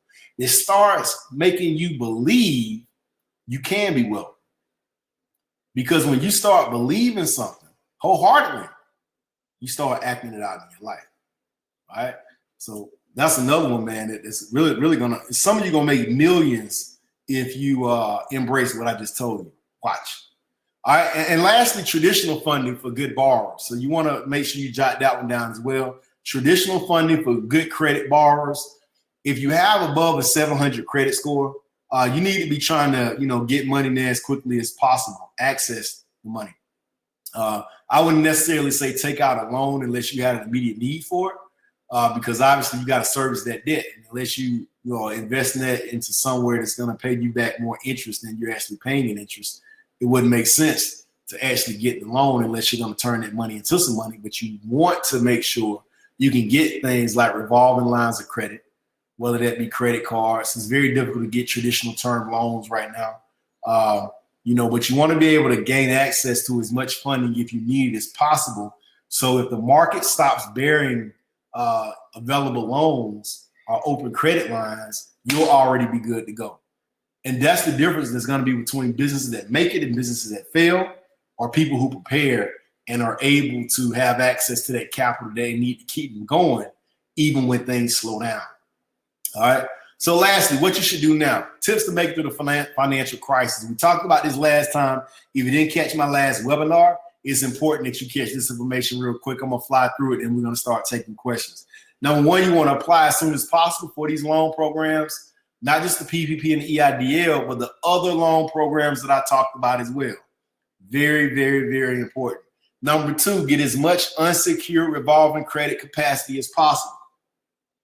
If you have a 700 credit score or above, there's a link on our website that says, I can't remember exactly what it says. I think it says something about, 700 plus credit funding or something like, funding or something like that. If you go to, our website, COVID-19 resources, the red button, the last box on the bottom right says something about 700 plus credit score funding or something like that. That's where you get the unsecured revolving credit. You don't have to do it through us. You can do it anywhere. But the bottom line is you need to get as much as possible. So if things get kind of hairy, and that's a metaphor for not so good financially in your business, in your personal life, you'll have access to some capital to kind of make it through. All right. That's the key, just to make it through, and we're going to get through it, but you want to be looking better once you get out on the other side. Also, you want to be in a position where you can start buying up things that may get super cheap during this recession, And the fact of the matter is they really need to start calling it a depression, because as many unemployment numbers that we see right now, if they put a hold on these unemployment funds that they're talking about paying out, things are going to get ugly fast. And there are going to be people that are going to be selling real estate for dirt cheap. And you're going to be in a position where you can capitalize on that, to be able to hopefully help people in the future, but also start building a legacy, by building a nice real estate portfolio. Okay, so you want to ensure your credit is strong. If you can't get the revolving credit right now because you don't have more than 700 credit score, you need to get with us so we can help you do that. That's what our company does. We help people improve their credit scores. You also want to minimize your tax liability by revisiting your W-4 and adjusting that correctly. You can get with one of our affiliates. They'll show you how to be able to make that happen so you can get more money in your paycheck that's coming to you right now. It's like you can get your tax refund throughout the year on every paycheck. Super sweet. Number 5, if you don't have a business, you want to start one ASAP. All right. And you want to make sure you're starting the right type of business. Obviously, you don't want to go out here and get in 10, 20, 30, $50,000 in debt. I recommend starting a home-based business, something that you don't have to really invest a whole lot of money into. Just maybe a few $100s, learn something new, start making some passive income, and eventually that could turn into a 6 or even 7-figure income like it did for me when I started my business years ago. And also, you want to maximize your tax deductions with the right type of business. That's one of the things about a home-based business. There's so many deductions you can have by starting that. And like I said, it's only a few $100s to start. You want to work on building your emergency funds as soon as possible. Stop spending money eating out. Stop spending money shopping on Amazon. Cut down that cable bill and buy you a couple of books, right? Minimize your cell phone plan. You want to be able to reallocate a lot of that money that was going in places that it wasn't necessarily needed to places where you can start saving up and invest, right? So you want to allocate a certain portion of that money that was going to places that weren't needed, and you want to start building up your mini emergency fund. It's $3,000 at least, and you want to have another account over here that has at least 6 months of your expenses. All right. So if you just stop making money for the next 6 months, you would still be okay. I believe any halfway competent individual can figure out another way to make money within a 6-month time frame. But if you run out of money quick, that's when problems start to happen. That's when crime starts to soar. There's so many people run out of problems. Now check this out. If crime starts to soar, you want to be in a financial position where you can get out of Dodge, okay? You want to be able to just get up, just go and move somewhere else if things start getting crazy. Well, you can't do that if you don't have any money saved up. You can't do that if you don't have any open credit on your credit cards. You can't do that if you don't have lines of credit. You can't do that if you can just, call a place and just get something financed.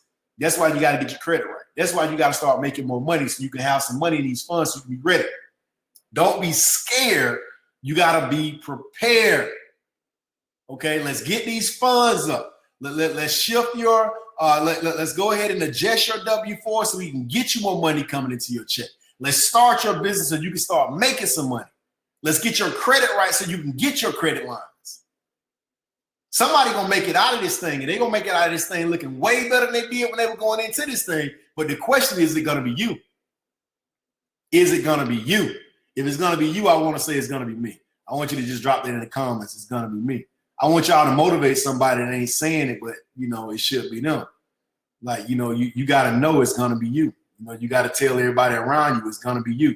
I want you to say that going tonight. No matter what my situation look like right now, it's gonna be me. I'm gonna get through this, and I'm gonna be better than I was when I went into this. It's gonna be me. You gotta say that thing, and you gotta believe it. You say it until you start believing it. You say it until you start doing things you never done before. I said a couple of weeks ago I was gonna start watching this show.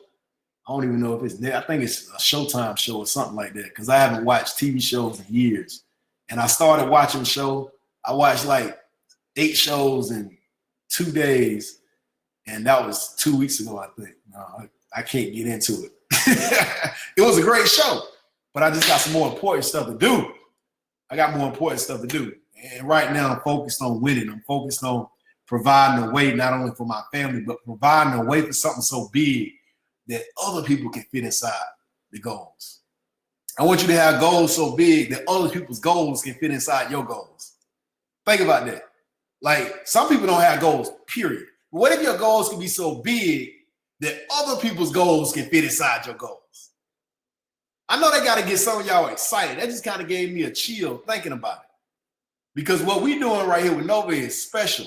But it's like my goals are so big, millions of people's goals could fit inside my goals. But the sad thing is some people ain't got a goal at all.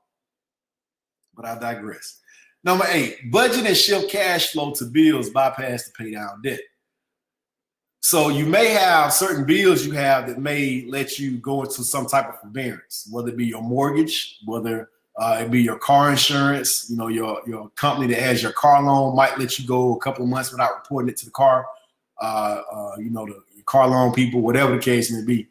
If you have any bills that allow you to push back your payments, I don't want you to take that money and go do something fun with it. What I want you to do is take that money to pay down high interest debt. What I want you to do is take that money and allocate it towards your emergency funds, which is the mini emergency funds and the true emergency funds, right? You got to start allocating money to put you in a position to be more prepared. Because at some point it's going to get so bad financially, I'm telling y'all, man, people are going to be dying on the side of the street. I don't mean to sound like what you might think might be a conspiracy theorist or something like that. But man, insurance is getting high. Sooner or later when the national debt's so high and all these different government programs are drained and there's no more money left, food stamps, Medicaid, Social Security, housing assistance, all these things that everybody been comfortable with for so many years will be depleted. And they already denying people to be seen by doctors right now that don't have health insurance. So that means you literally have people dying in emergency rooms across the country, but it's not totally a widespread problem because some people just have Medicaid. Kids have peach care. But at some point, they're not going to be able to have it. And you can't say that you're just going to pray about it. Although you want to pray, I pray every day. I'm praying right now for everybody in every bad situation, but that's not the answer. That's only part of the answer. All right, so you want to be able to start allocating your finances so you can prepare for stuff like that because it's going to happen. You want to apply for mortgage loan forbearance if your mortgage company offers it. Again, and make certain that if you are approved, it's not going to count against your credit score. Make sure that if you are approved, you know what the terms are. Some banks are just allowing you to be able to add that to the loan throughout the term. So maybe your payments after 3 months or 6 months or 12 months, maybe your payments to go up by $10 a month or $20 a month or $25. Some banks are putting that on the back of the loan, meaning your payments will remain the same, but your term may just be extended by your forbearance period. And some banks adding all kind of crazy fees to it. So understand what you're agreeing to when you make this happen. Number 10, please, place your loose change, put your loose change to the side and adjust your thermostat in your home 1 degree. We talked about that. They said it'll save you some money, on your bills if you just, you typically keep it cooler, make it a little bit warmer, 1 or 2 degrees. You'll get saved, $30-40 on your bill, $70 on your bill. And, every year I probably at least anywhere from a few $100s up to $500-600 just in change that I put to the side. One of the ways you can really build some discipline over time with saving money is anytime you have loose money, like anything below $10, I throw in my change jar. I have like tons of $5 bills, $1 bills, all my change, just build it up over time. All right, y'all don't break in my house trying to look for my change jar because I got like all kind of automatic weapons that come out the wall even without me doing anything. Just FYI. All right, and number 11, join a support group that will reinforce your new lifestyle changes. Very important. You get around people, okay, that will push you to be better. Get around people that encourage you to do the right thing. Get around people that are positive. It amazes people say, oh, well, you can't just be that positive all the time. Well, let me ask you a question. Why not? Now, I'm not saying people don't have bad days. What I'm saying is the alternative to being positive is negative. Who wants to live like that? Well, maybe people that justify their situations based on blaming everybody else. And that gives them a reason to have a bad attitude. Well, let me tell you something. You ain't gonna get very far with that.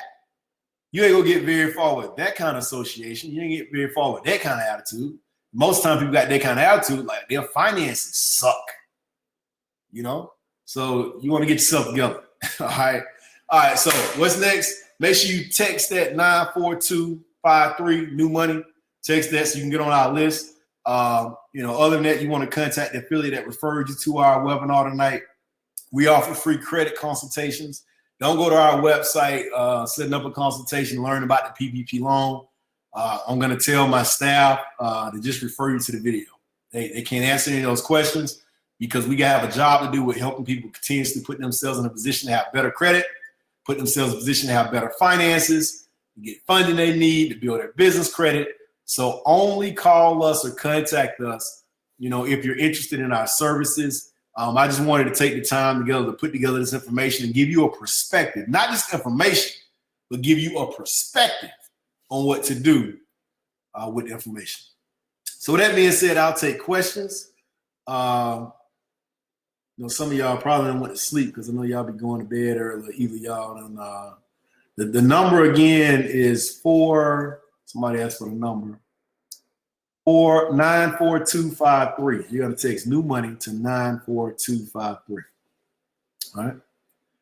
And I know Shanae should be telling me where the questions are because I don't see anything. Yeah, Dr. Monet, Hazik is probably asleep. Prove her wrong, Hazik. Prove her wrong. It's only 10:57. You're usually out by 11. And that's only because Hazik, if y'all didn't know the VP of sales, he's up early doing calls to get everybody's mind right. There he is. I know he wasn't asleep. There he is. Question tab is at the top. All right, let me see. Question tab. Oh, okay. I think I need to come out of this PowerPoint. Okay, I see the questions. Yeah, there we go. I see the questions. All right, here we go. All right, we in business now. Does SBA take credit score into consideration? Yes, they do take credit score into consideration. With the EIDL loan, they're going to take it more heavily into consideration. With the PPP loan, not so much. Okay. But yes. Now with the PPP loan, even if you have bad credit, well, let me say challenge credit, because at the end of the day, if you have like terrible credit and they see that you're not paying back on your obligations, then you probably won't qualify. See, because y'all got to understand that their banks and these lenders are actually making loans. What I mean by making loans is the SBA is telling them they're allocating a certain amount of all this money to them. But, however, they are making the loan, meaning the agreement is with that lender and the individual. Defaults on the loan, then the bank is going to be affected. Why? Because the bank actually got paid, or the lender actually got paid to make the loan. So they're not going to want to jeopardize themselves of defaults based on giving those loans to people who are probably not going to pay them back. Not only not paying them back, but people who may not be responsible with the loan. Because remember, even though the PPP is a forgivable loan, if they look at your credit history and they see that, well, maybe this person can't be trusted with this money, they're not going to give it up because they're thinking that you may not actually pay the employees. Now, looking at your credit may not be a good judge of that, right? Because we all understand things happen in life. The longer you live, the more chances you got to make mistakes. We all know that. But at the end of the day, that's why you want to be able to improve your credit. So people won't just judge you based on a 3-digit number. All right. So, okay, I think somebody thinks she hit that question. All right, answer live. So next question. Is this webinar recorded and will it be posted? Yes, the webinar is recorded and it will be posted. Andre, thanks for joining. If we haven't received the $600 extra on top of the unemployment check yet, will we get that? Will we get back pay? Or if we get it? I'm not necessarily sure about the back pay. That may be something that you want to Google. I haven't heard much about that, but I believe the way it's going to be working is it's just going to catch up when it catches up. You'll start getting it when you start receiving it. I highly doubt if they're going to give you $1,800 if it's 3 weeks after you were supposed to receive it. I highly doubt it. They may, but I highly doubt it. Okay. So next question. I filed my application through Cabbage with you guys, and that's one of our SBA lenders. They've been through the site. They asked for information, which I provided. But the third question asked for my bank account info and provided it, but the system kept asking me for the same information. I got the message that they were review my application, but I still haven't been able to confirm that my bank account information was received. How can I confirm that banking information map through the lender? One of the things that you should do is contact the lender. I don't know if you've emailed them yet or not, but there's also a phone number inside that portal that you can call as well, Ms. Josephine. So thanks for joining, and hopefully that answered your question. Next question. My son's father claimed him in 2018. I have yet to file my 2018 or 2019. When I filed my 2018 without that son, but I do plan to file 2019 with my son, who will get the money, whatever the latest tax return is filed. Okay, so it's important you go ahead and file 2019 as soon as possible, but seemingly you probably wouldn't get it because they already been sending out payments. So you probably need to check with your son's father to see if he received that $500. Also, it seems like there's some issues with that that $500 payment for for the kids. If y'all on here and y'all got kids, comment that you received the $500. Terrell, I see you at the bottom of the thread right here. I don't know if that's the Terrell out of Kentucky or not. But Terrell, if you could let, I know you have kids. Did you get your money, Terrell? Tanya said she didn't. Okay, so you got all your $500 for all the kids, Terrell? Okay, so I see multiple people saying they got it. Some people said, I think I saw one person said they didn't. She'd say he didn't. No, Terrell said he got it for just $2. Somebody else said they got 1,500. Shalani got 1,000. Okay, so yeah, so some people got there, some people didn't. You know, it's unfortunate that you know, things are working out the way it is. Some people get it, some people don't. But it's also fortunate that a lot of people are getting help during this time. So it's kind of like, you know, we just got to be patient to see what happens. But what I will say, if you all should be diligent with finding ways to contact the government to make sure you can get the answers you're looking for, whether it's through email, phone calling. You know, when I called in to the SBA about the EIDL loan, I was expecting to wait on hold for several hours. They opened up at 8 o'clock Eastern time, so I called at 8:01, and they answered the phone in like 2 minutes, and I was able to get the information. Well, most people probably wouldn't have called because they thought it would have took too long. All right. So there you go. Next question. Does it cost to apply? No, it doesn't cost to apply. It doesn't cost to apply for the EIDL. It doesn't cost to apply for the PPP. It doesn't cost to apply for those other loans I was telling you about, so go for it. It does cost to apply for the good credit loans, typically. But that's okay if you can get those lines of credit I was telling you about. Do you know if we have to submit a new application for the EIDL for the recent money they put out? I'm still waiting to hear back from the first application. No, I wouldn't believe you would, but if you have a question about it, go ahead. But you need to call tomorrow.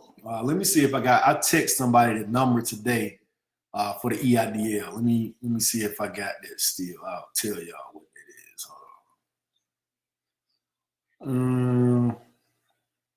Somebody put this in the comments for me. The number is 1-800-659-2955. 1-800-659-2955. Okay. That's the SBA. And they have their number being forwarded to several different offices because they're being inundated with applications. You know, but like I said, I was on hold for 2 minutes.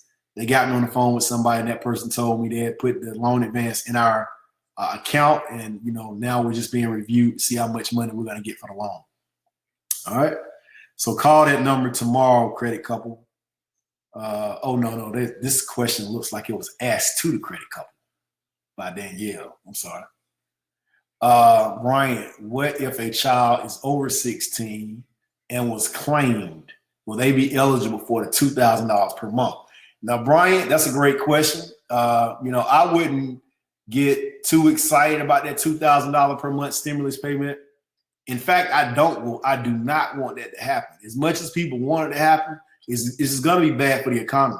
You know, we wouldn't get the money anyway, but for the people who would, you know, over the course of the next 12 to 18 months, to 36 months, I mean, we could literally fall into a depression that could last for 5 years. I didn't realize the last recession lasted for 4. I was talking to one of my good friends a couple of nights ago, and I was asking him how long did he think this recession was going to last. You know, many people said we've started the recession, but we haven't started it yet. There are a lot of people getting unemployed, but they're giving out all this money right now. So we really hadn't started a recession yet, you know, but he was like, yeah, Reco, I believe it's going to last 4 or 5 years. I was like, yeah, 4 or 5 years.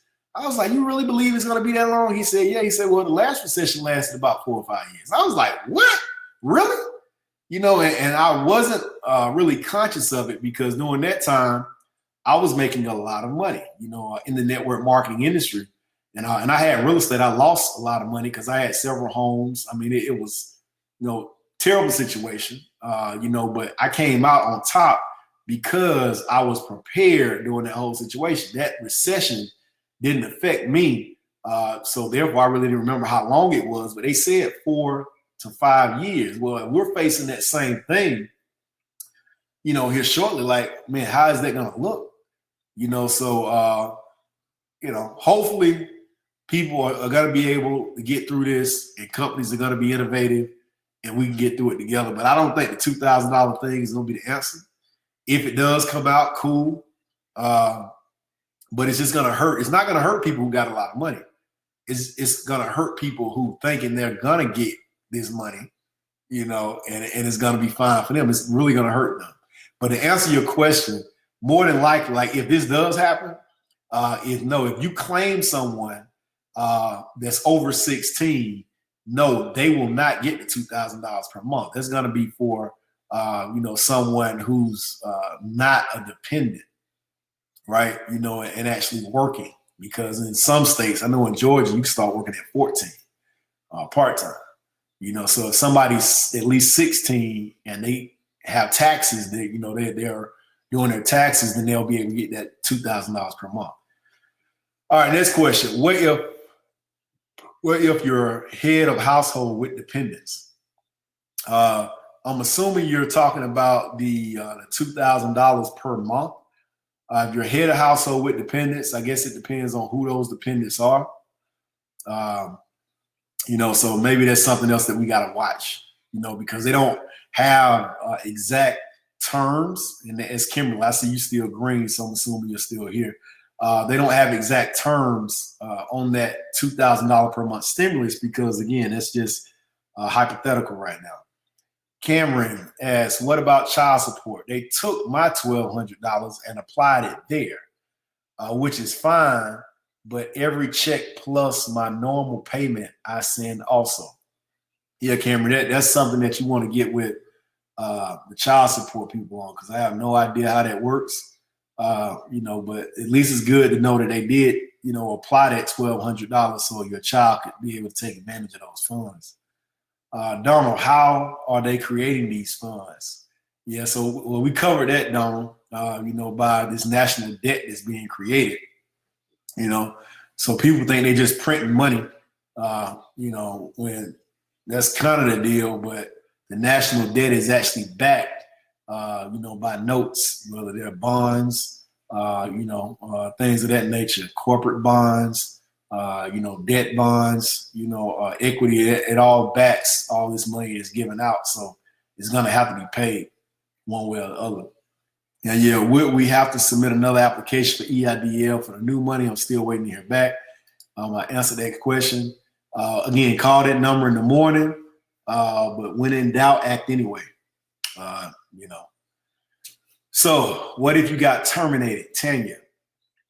What if you got terminated? I don't know if you can get unemployment if you got terminated. Can you?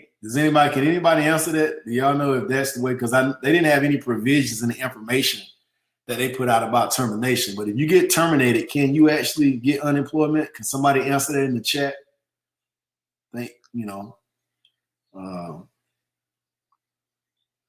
Thankfully, I never had to be in that position, but I'm sure there are several people that have. So yeah, I didn't think you could get unemployment. It depends on why you were terminated. That's what Linda says. Alva says no. Yeah, so I guess it depends. Yeah, so that's something that you'll have to, again, Google. Okay, some of my questions. Yeah, so Tanya, that's something you'll have to Google or do some more research on. I'm sure your unemployment office can tell you. It probably depends by state as well, I would assume. Does this include individuals who get SSI? Allie, what are you referring to when you say that? Does it include? Because I'm assuming you asked that question at some part in the presentation, but I don't know which one. So I'll wait till that pops back up. Amanda, I applied with Wells Fargo for the PPP because that's where my business accounts are at. Should I apply at another financial institution? Yes, Amanda. I applied at Wells Fargo as well. I applied, like I said, 5 different lenders. Actually, I think 6. And Wells Fargo was one of them.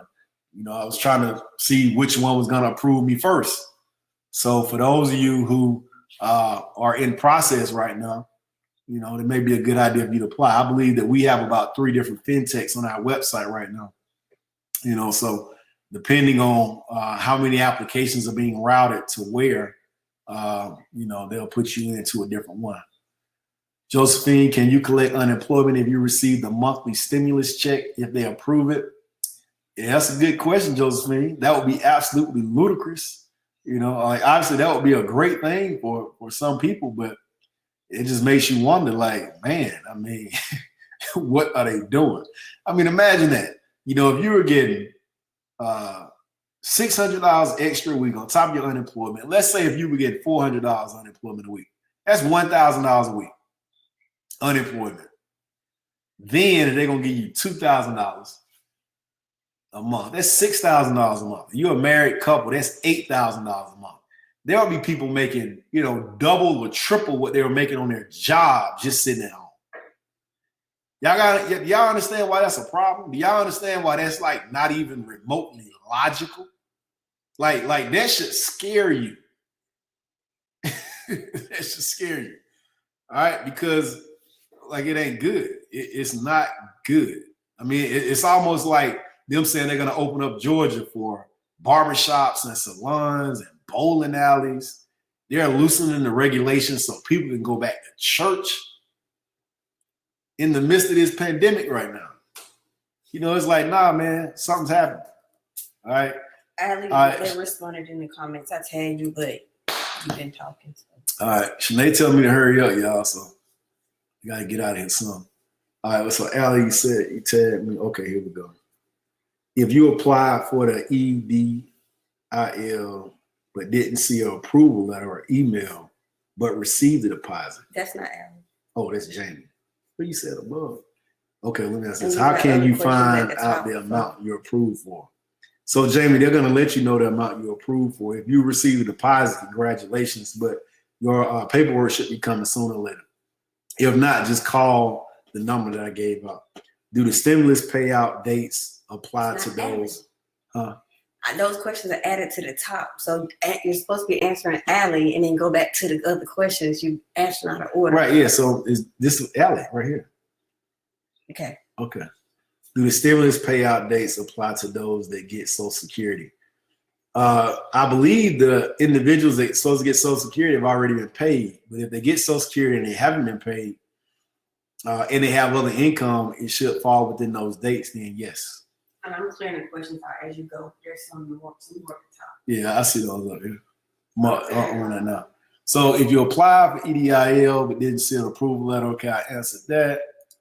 When can you apply for the various grants and loans? It depends, Maxine, which grants and loans you're referring to. If you're referring to those I talked about at the end, that's why I gave everybody those and told them to put them in the chat so you can go Google them tonight. Okay, I just wanted to give y'all that free information and go Google those. And I'm going to do some more research on those as well, and I'll send those out over text, maybe over the next couple of days, send everybody a link, to those different funds. I mean, like that $5,000 grant, if you got at least 3 employees, that's a blessing. I mean, for somebody who got 3 employees, that could be a 2-week payroll or something like that. I mean, that could come in handy if you got to cut back right now. All right, next question. What if I had claimed my 18-year-old son on the taxes, but she filed her own taxes? Will she be eligible for the $2,000? Again, that's, we're talking about something that we don't even know that'll be passed. But if you claim her and she filed taxes, that's a problem. You might want to try to get that fixed because you probably have to pay back that money anyway. If she filed her own taxes. No. That's if somebody else filed her as a dependent. I believe that's how it works. Yep. What if you took the money now, started a business, and paid it back in your taxes? What if you took the money now, started a business, and paid it back in your taxes? I'm not certain what you're asking now. I'm assuming if you're talking about maybe like the PPP loan or something like that, that's supposed to go towards your employees. You are gonna, you're not necessarily going to have to pay it back, but it just won't be forgivable because you're going to be paying it back anyway. The PPP loan is going to be paid back anyway. I hope everybody understands. It's going to be like a credit to your taxes. You're going to get tax credit, so you don't have to pay on it. And if you're not due to pay any money, then you'll get like a refund. Okay. Miss Africa, did you hear the EIDL is doing a soft credit pull before giving the advance? No, they're doing a hard pull. And I can tell you that because Saturday morning, when I woke up, I had an alert on my phone that said somebody pulled my credit. Y'all know, with Novae, we have the credit monitoring. So it told me, like, and I know I wasn't, I'm like, who, this must be fraud. And then when I clicked on it, it said the Small Business Administration. So I knew something was going on. So my credit was actually pulled Saturday, because you don't get notifications when there's a soft inquiry. So yeah, I'm currently working on my credit. Would it be a good idea to apply since my credit will be affected? Okay. Well, yeah, it'd definitely be a good idea. I mean, if you need the money, at the end of the day, so I would definitely recommend that you go ahead and make that happen. Can you name the list of other programs that were related to COVID relief programs that differs from the PPP loans? So there, you have to go back. Actually, let me copy this and I'll just put it in the comments. Let me see. I think somebody already did that, but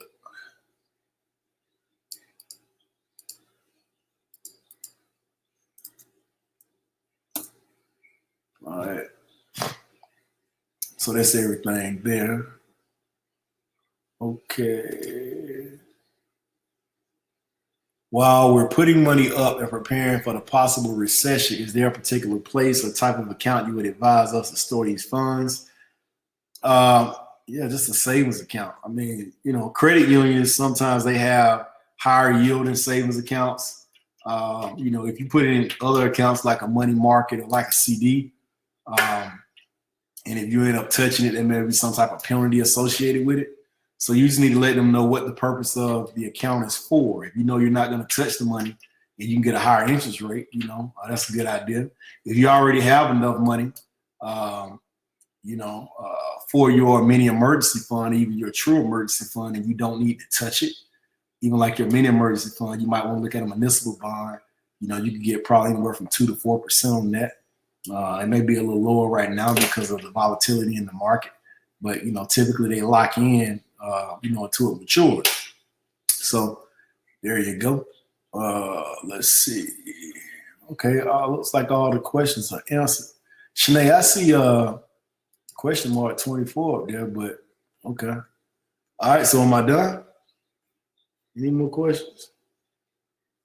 Okay, Shanae says I'm done. All right, so we'll be putting this up. Actually, the replay should probably be available tomorrow at novaestimulus.com. So, we won't put it on the website right now. I may get with my developer in a couple of days, but I got, some stuff to do over the next few days.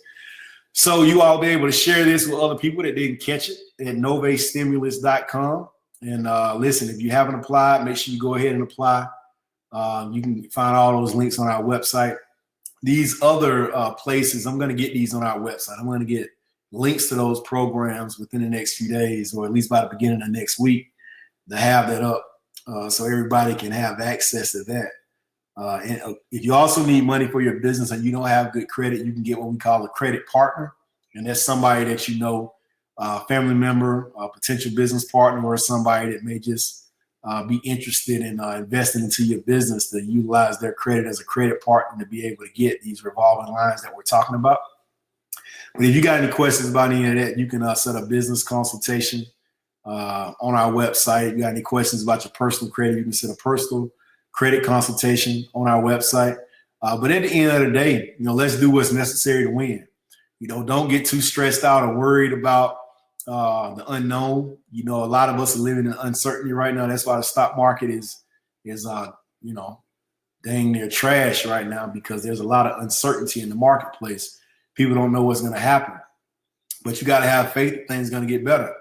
And the reason why you got to have faith that things are going to get better, because there's really no alternative.